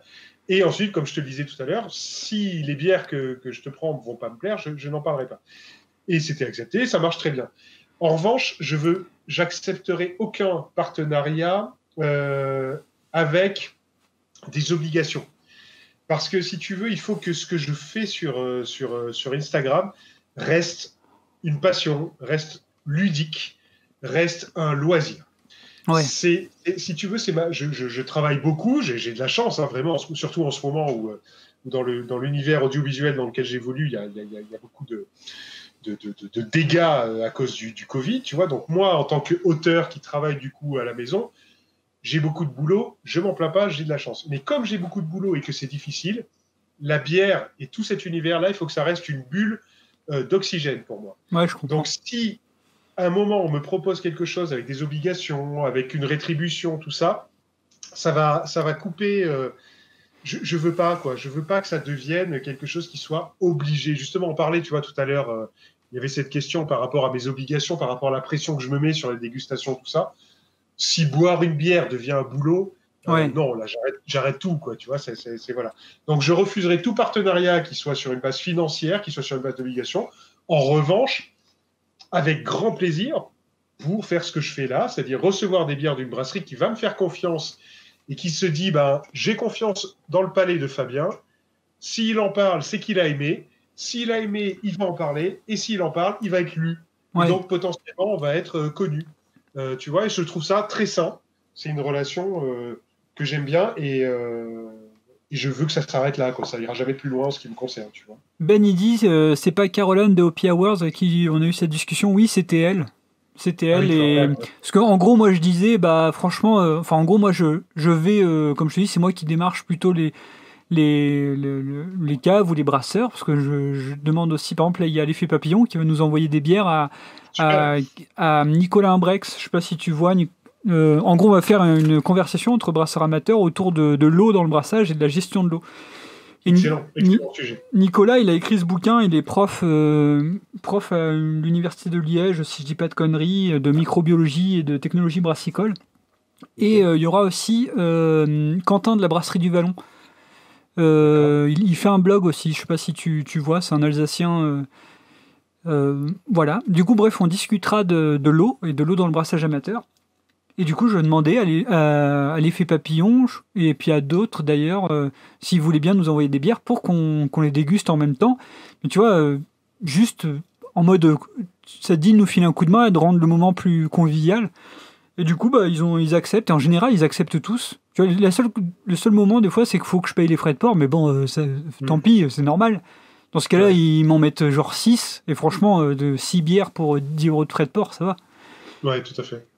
Bah, c'est super aussi, c'est pareil. Tu rejoins un peu, voilà, ce que je fais aussi, c'est une philosophie d'échange, de partage où tout le monde est gagnant parce que bah, tu vas parler, vous allez déguster des bières, vous allez en parler, donc vous allez faire de la pub.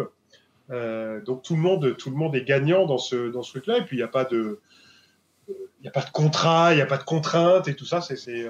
Moi Ouais. je trouve ça sain quoi, comme relation comme ça. Je suis tellement d'accord avec Fab, mais quand la bière, c'est ce qui te fait vivre en tant que boulot, ouais, mais toi, c'est différent, Ben. C'est là où ton jugement est mis à rude épreuve. Ouais, toi, c'est différent. Absolument, Ben a raison. Moi, je ne parle que de ma situation à moi. Ce n'est pas mon boulot, ce n'est pas... Voilà. Donc, du coup, je ne parlais que de moi. Je ne parle absolument pas déjà de quelqu'un dont c'est le travail, qui va se consacrer à un blog à ça, qui va essayer d'en vivre. Hein, ça, ouais. On est entièrement d'accord. De toute façon, ce soir, à chaque fois que j'aurai ouvert la bouche, c'est vraiment que pour parler de moi et pas du tout au sens général du terme. Mais tu as raison de le préciser, Ben, hein, tout à fait. Ça va l'exercice, ça te dérange pas? Tu t'habitues? Oui, non, mais c'est plutôt rigolo. Alors, il y a juste ce truc de caméra qui me gêne un peu parce que du coup, je suis en décalé avec toi, je n'étais pas en plein. Voilà. Mais à part ça, c'est un exercice très agréable. Je te remercie encore une fois de cette invitation. Faut que je trouve la solution à cette histoire de caméra, mais je sais plus avec qui j'en parlais. Je trouve que quand j'étais gamin, je faisais de la radio dans ma petite radio locale, et franchement, ça m'y fait vraiment penser dans le sens. Alors que gamin, pourtant, on écrivait tous nos textes et on était chiant à écouter. Mais tu vois là, c'est plus spontané et tout ça. Et moi, je t'avoue que je découvre et je kiffe, même pour la chaîne, mettre des trucs. Déjà, on a plusieurs points de vue. Tu vois, l'autre fois, on discutait d'un sujet, on était 6 à discuter comme ça en live, et les gens ont adoré avoir plusieurs points de vue. Et du coup, ouais, c'est super. Puis le live, en général, c'est plus spontané, tu vois. L'air de rien, toi, pareil, avec tes reviews, tu les prépares, c'est toi, mais en même temps, c'est pas... Enfin... Je prépare rien du tout. C'est ça qui est rigolo, et c'est là où des fois, je peux me casser la gueule, si tu veux, c'est que quand je commence à écrire, le premier mot d'une review, je ne sais absolument pas ce qui va sortir. Ah, d'accord. Bah, du coup, t'as niqué ma démonstration, continue.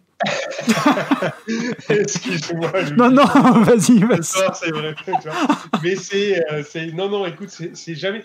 C'est hyper rare. Ou alors, si tu veux, quand c'est prévu, c'est quand je mets, par exemple, tu vois, si je mets un bouquin derrière sur la photo et que j'ai vraiment envie de parler du contenu du bouquin, à ce moment-là, je sais déjà que je vais orienter la review de la bière autour de la thématique du bouquin. Mais la plupart du temps, je commence à écrire, je n'ai pas la moindre idée de ce que je vais raconter, et c'est pendant l'écriture que ça vient ou pas, hein, parce que des fois, j'écris de la merde. Hein. D'ailleurs, je veux te traiter d'escroc, parce que là, je suis remonté dans des reviews, et quand je vois une tablette où t'as juste changé l'image derrière... Hein alors que celle d'avant, c'est bien posé, il y a le livre, il y a l'objet physique. Non, c'est vrai qu'il y a une longue période tablette. Et c'est horrible ces photos parce qu'en plus, comme je suis pas du tout photographe, si tu veux, la tablette, alors je vais dire des mots qui ne sont pas du tout des mots de photographie parce que j'y connais rien, mais absorber ma lumière, donc ça fait des photos hyper sombres, dégueulasses. Je sais que sur Insta, t'en parlais au début, c'est surtout beaucoup de jolies filles qui mettent en avant leur forme plantureuse et tout ça. Et moi, je suis arrivé avec des photos vraiment dégueulasses, un peu obscures, avec la tablette pourrie derrière. Et j'ai de la chance d'avoir eu des gens qui se sont dit, tiens, on va peut-être lire ce qu'il écrit, lui, parce qu'il n'est pas doué pour la photo, mais peut-être que pour le texte, voilà, tu vois. Parce que si j'avais été jugé que sur mes photos, je pense qu'on serait à 2-3 abonnés encore. Bah après... Pour m'y mettre là, comme je t'avais dit, je crois, j'ai acheté une boîte studio ou quoi. Franchement, c'est... Enfin, moi, ça m'intéresse pas. T'as bien vu la story Insta tu sais, pour annoncer les trucs, je le fais parce qu'il faut le faire. Mais en fait, en réalité, j'attendais que tu le fasses, que je puisse republier la tienne. Tu vois, alors que je t'ai dit, non, t'inquiète, fais comme tu veux ou quoi, mais... Bref... Oui, c'était le minimum syndical, effectivement. Non, mais après les stories, tu vois, la première fois que j'ai fait, j'ai rien compris. Comment mettre des petites animations, comment mettre des couleurs et tout ça. C'est ce que je t'ai répondu cet après-midi. Ça s'apprend, devenir un Instagrammeur. C'est un métier à part entière. Et tu vois, ça va faire 5 ans bientôt que je fais ça. Ouais. Et je vois malgré tout passer. Tu vois, j'ai un camarade Discobiri qui fait des stories, des fois, qui me font halluciner. Voilà, ça fait 5 ans, et il y a plein de choses que je ne comprends pas encore. Je ne sais pas comment les gens y font pour faire des stories avec du film, avec un texte qui va suivre les photos, évoluer en fonction des photos, tout ça. Je ne sais pas comment ils font. Mais bon, écoute, on a chacun nos skills, nos qualités, tu vois, et puis voilà. Hein. Je suis bon dans certains domaines, moi dans l'autre. Oui, mais ça me fait rire parce que ça doit... Enfin bref...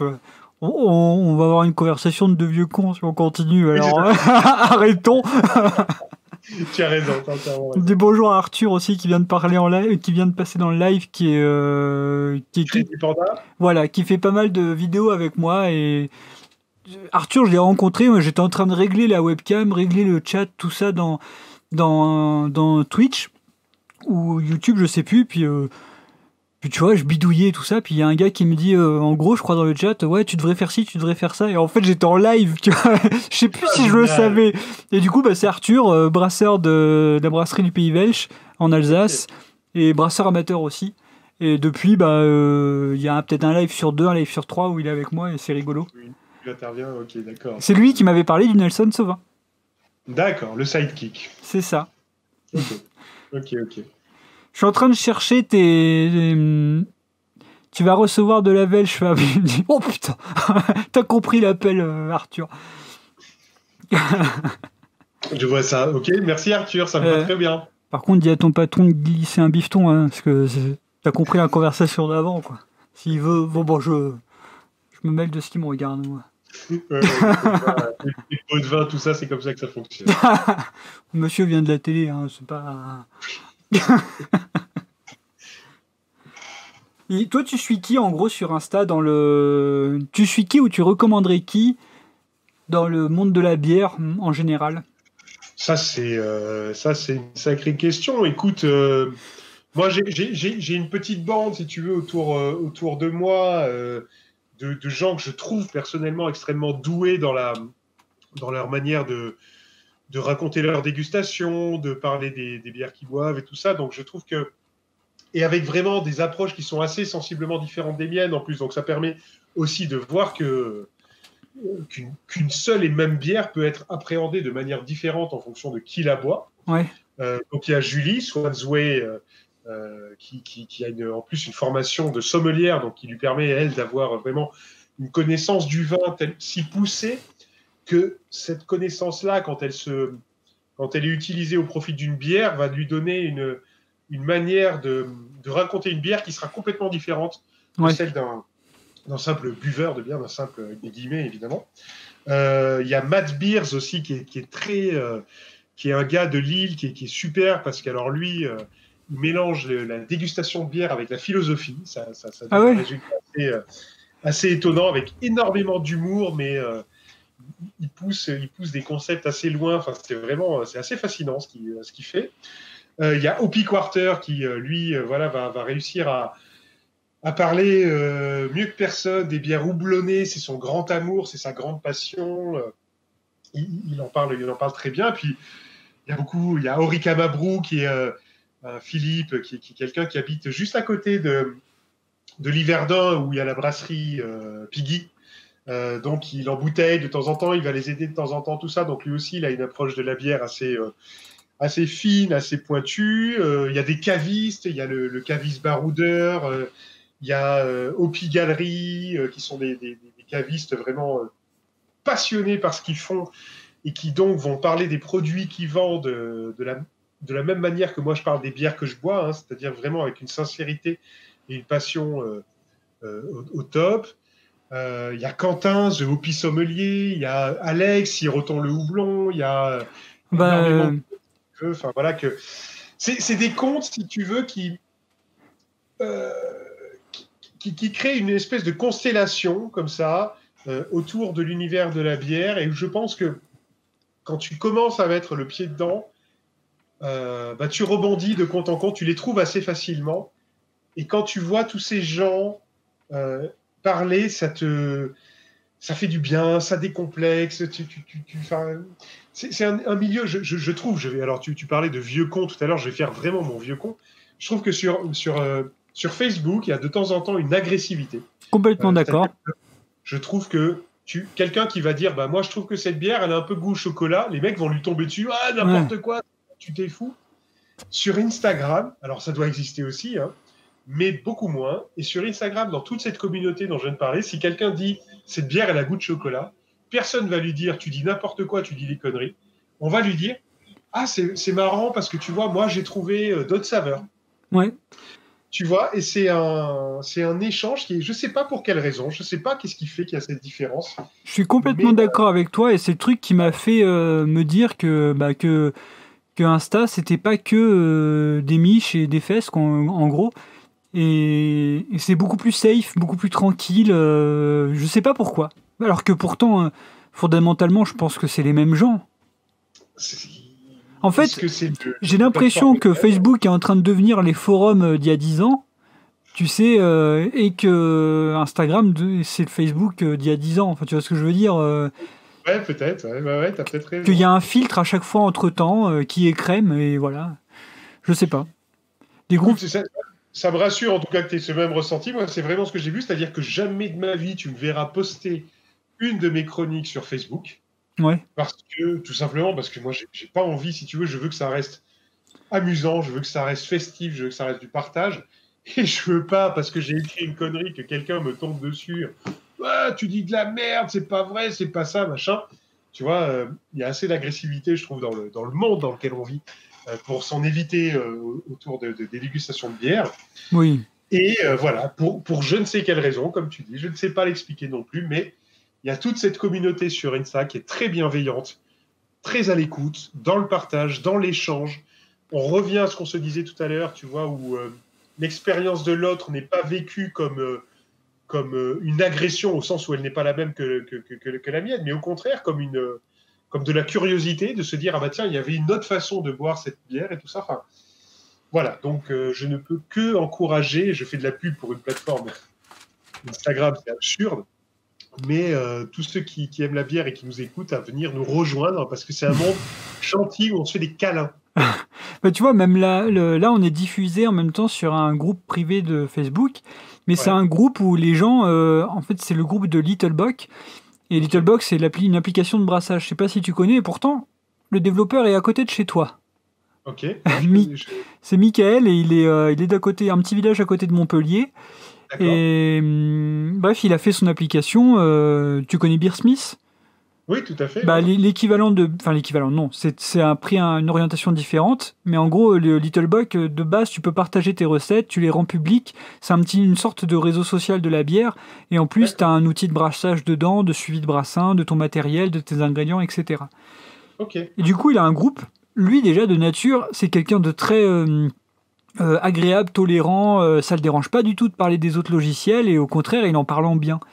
Et du coup, son groupe, c'est rigolo, hein, t'as l'impression que son groupe est à son image, dans le sens où il y a 2800 personnes dessus, et ça se parle cool, tu vois, ça s'apprend des choses, c'est curieux, plus que d'accord. agressif, quoi. Donc, ça peut Mais dépendre c'est un des des rares. administrateurs. Ok, Mais j'ai l'impression que moi, ça dépend je sais pas si c'est de l'administrateur ou quoi, c'est une analyse trop. ouais. Voilà. On ne va pas se risquer à la faire, à essayer d'expliquer ça, mais bon, en tout cas, voilà, c'est un phénomène que tu partages, que j'ai relevé aussi, donc Oui, oui, puis même, je discute avec mes cousins qui ont 23, 25 ans, et bah, pour eux, Facebook, déjà, c'est entre guillemets dépassé, et c'est très malveillant, en général. ok, ok, L'information, pour eux, elle est biaisée complètement, c'est du buzz, tu vois, c'est Morandini de l'information, tu vois, pour eux, c'est ça, clairement. d'accord. Mais, attends, je Ben voilà, relis un petit peu le chat, les groupes Facebook incroyablement malveillants, ouais, Ben Mail l'a cité, Nurshid Beer. Nurshid Beer, je connais pas très bien. Ah, Ben, il disait, en gros, faut avoir du temps à perdre pour faire des belles stories. ah oui, oui, oui, oui, c'est sûr, des retouches, tout ça, oui, oui, c'est sûr. Ah, petite anecdote d'ailleurs là-dessus, parce que je viens de critiquer les groupes Facebook, mais j'en suis quand même, parce que malgré tout, même si j'y participe pas, ils apportent quand même, ils ont une vraie importance, un vrai poids dans l'univers beer geek. Donc je suis ce qui se dit, ce qui se raconte, ce qui sort pour être au courant des nouveautés, pour être au courant des jolies bières à parater, etc. Et j'en suis plein. Je dois en suivre 5 ou 6. Quoi. Et ce matin, j'ai vu un sujet passer. Et à l'heure de midi, j'étais tout seul. À midi, je mangeais mon plat de pâtes tout seul. Et ce thème m'a inspiré. Je me suis dit, tiens, je vais faire mon premier mème. J'ai jamais fait de mème de toute ma vie. Je vais Ah, créer. Et écoute, j'ai passé 15 minutes à essayer de faire un truc voilà, plutôt pas mal fait.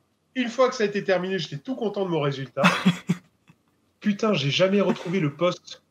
Je ne sais pas sur quel groupe c'était, je ne sais pas où c'était, je n'ai jamais retrouvé le post. J'ai passé 15 minutes à préparer le premier mème que je voulais poster dans une espèce tu vois, faire venir une musique hollywoodienne pour accompagner ce moment. Et putain, le post, je ne l'ai jamais retrouvé, je ne sais pas où il était. Bon, bref. Voilà, ça, c'était le code du jour, tu vois, mais... Parce que, ouais, c'est des groupes qui, quand même, parlent de choses... Oh, il y a des trucs drôles. Ouais, il y a des trucs drôles, c'est à suivre, mais tu ne te sens pas en sécurité dessus. C'est-à-dire que moi, je ne me risquerais pas à faire une chronique parce que je t'ai dit, tu n'as pas envie, voilà, tu sais très bien qu'il y en aura forcément un au milieu qui va te cartonner. Mais tu sais, en même temps, moi, je vois ma petite échelle de YouTube où là, on doit être à 800 abonnés à peine. Mais il y a, quand j'en avais que 300-400, une fois, j'ai reçu un mail d'un mec d'une, je sais pas, une cinquantaine, 45-50 ans, je dirais. Parce qu'il me disait que j'avais l'âge, en gros, de son fils, si je me souviens bien. Mais un mail à rallonge de 3 pages, tu vois, si c'était un Word, et où il me démontait tout, il m'expliquait que j'étais pas dans le juste, qu'il fallait que j'arrête de dire que c'était la vérité alors que c'était faux. Enfin, tu vois. Et en fait, au début, ma première réaction, c'est juste de lui répondre, bah, on a tous les deux des points de vue différents, je te souhaite bonne route. Juste ça. Puis le temps tourne et tout, puis moi dans ma tête je me dis punaise, le gars quand même il prend du temps à m'écrire, il m'écrit quelque chose qui me semblait construit. En réalité c'était plus construit pour me détruire. Mais bon, je me dis je vais lui dire quand même que s'il veut qu'on discute, on discute. Et au début il a compris que je le prenais, enfin que j'étais fermé, mais bon. Et du coup, au début il voulait discuter, il redevenait sympa et tout, mais à la fin il vraiment très moralisateur, et je me dis... Enfin, je comprends pas l'état d'esprit dans lequel on est pour faire ça quand à notre petite échelle. Voilà. J'ai pas de réponse à ça et vraiment je suis content que ça n'arrive pas, tu vois, sur Instagram. Oui, c'est vrai. Ah, on a Shexila qui dit « Je me suis fait bâcher sur Littlebug juste pour avoir dit que c'était bien et que ça ne pouvait que progresser. » C'est inadmissible ce que tu dis là. C'est complètement hors propos. Merde, qu'est-ce que c'est que cette histoire? Non, mais on est d'accord que après ça se résume à des gens et des hommes. Hein, si on... Ben, absolument. Voilà, le groupe, ça reste un groupe, c'est du numérique, tout ça. Je voulais juste, avant qu'on se quitte un moment, je balance parce que je parlais de tes reviews où tu avais une tablette derrière avec une image et je les ai retrouvées. Donc j'en profite pour les mettre au milieu de l'écran. Et c'est en descendant, parce que je cherchais tes plus vieilles pour préparer un petit peu l'émission. Et puis moi, ça fait pas très longtemps, ça fait qu'un an peut-être que je te suis. Et du coup, je me demandais comment c'était avant. Le monde d'avant toi. Tu vois, Et du coup, c'est comme ça que j'ai checké ce qui se faisait et que j'ai vu cette tablette. Ouais, tout à fait. La vieille tablette qui est rangée depuis, tu vois, qui n'a pas été ressortie depuis bien longtemps. Et je pense qu'elle va rester rangée maintenant. C'était ma petite connerie et je suis content. Eh ben, écoute, c'est l'essentiel, oui. C'était l'idée de cette rencontre, c'est qu'on soit content. Et franchement, j'ai passé un super moment. Vraiment, merci. Et ben moi aussi. Et puis écoute, j'ai vu que Ben il était vachement actif dans le chat. Moi, ça me ferait plaisir, un de ces quatre, qu'on se cale. Qu'on se cale un petit truc, on voit avec une cave, elle nous livre des bières et puis on se fait une dégustation, puis on se laisse un petit peu guider par Ben. Ben, si t'es toujours là, je te le dis, je te prends en otage. Comme ça, si tu refuses, je dirais que c'est de ta faute. Et voilà. Et puis voilà. Merci, Chèque. Ouais. Et ben, merci tout le monde et merci de nous avoir suivis. Moi, j'en ai fini pour moi. Si t'as quelque chose à balancer à la fin, n'hésite pas, Fab. Et merci à toi surtout parce que très cool. Voilà, c'est tout. Tant mieux. Merci beaucoup, Louis, pour cette invitation. Non, j'aimerais bien avoir des phrases percutantes, tu vois, pour clôturer tout ça, faire un live, un truc qui vous fasse tous réfléchir et remettre en question le monde dans lequel on est à la fin de ce live. Des trucs de rap. Tu vois, c'est ça justement, la punchline. La punchline de rap. Mais malheureusement, non, j'ai pas ça en magasin. Donc, je vous souhaite une bonne nuit. Merci à tous ceux qui nous ont suivis et un grand merci à toi, Louis, pour ce live. Moi, j'ai une punchline parce que je l'adore. De Kenny Arcana qui dit « Ce qu'ils appellent être adulte, c'est commettre l'adultère, tromper l'enfant qui est en toi pour devenir ce qu'on t'a dit d'être. » Je l'adore. Voilà. Écoute, on peut pas faire plus vrai. On peut pas faire plus vrai. Je regardais là un documentaire sur Stephen King il y a pas longtemps qui est passé sur Arte Ouais.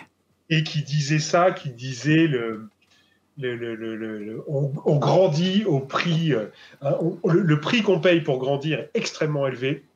C'est on perd notre innocence, on perd notre folie, on perd notre imagination. Et je trouve que ça rejoint un peu ce que tu viens de dire. Donc, restons un peu gogol, voilà ce qui peut être le mot de fin. Restons un peu enfants. Complètement. Ça fera pas de mal à ce monde. Et bah super. Et bah allez, bonne soirée tout le monde, merci de nous avoir suivis, et puis à la prochaine.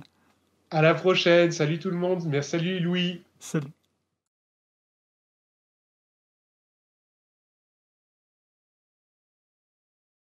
Vous pouvez nous soutenir via Hello Asso et nous suivre sur les réseaux, tous les liens sont en description. L'abus d'alcool est dangereux pour la santé et à consommer avec modération.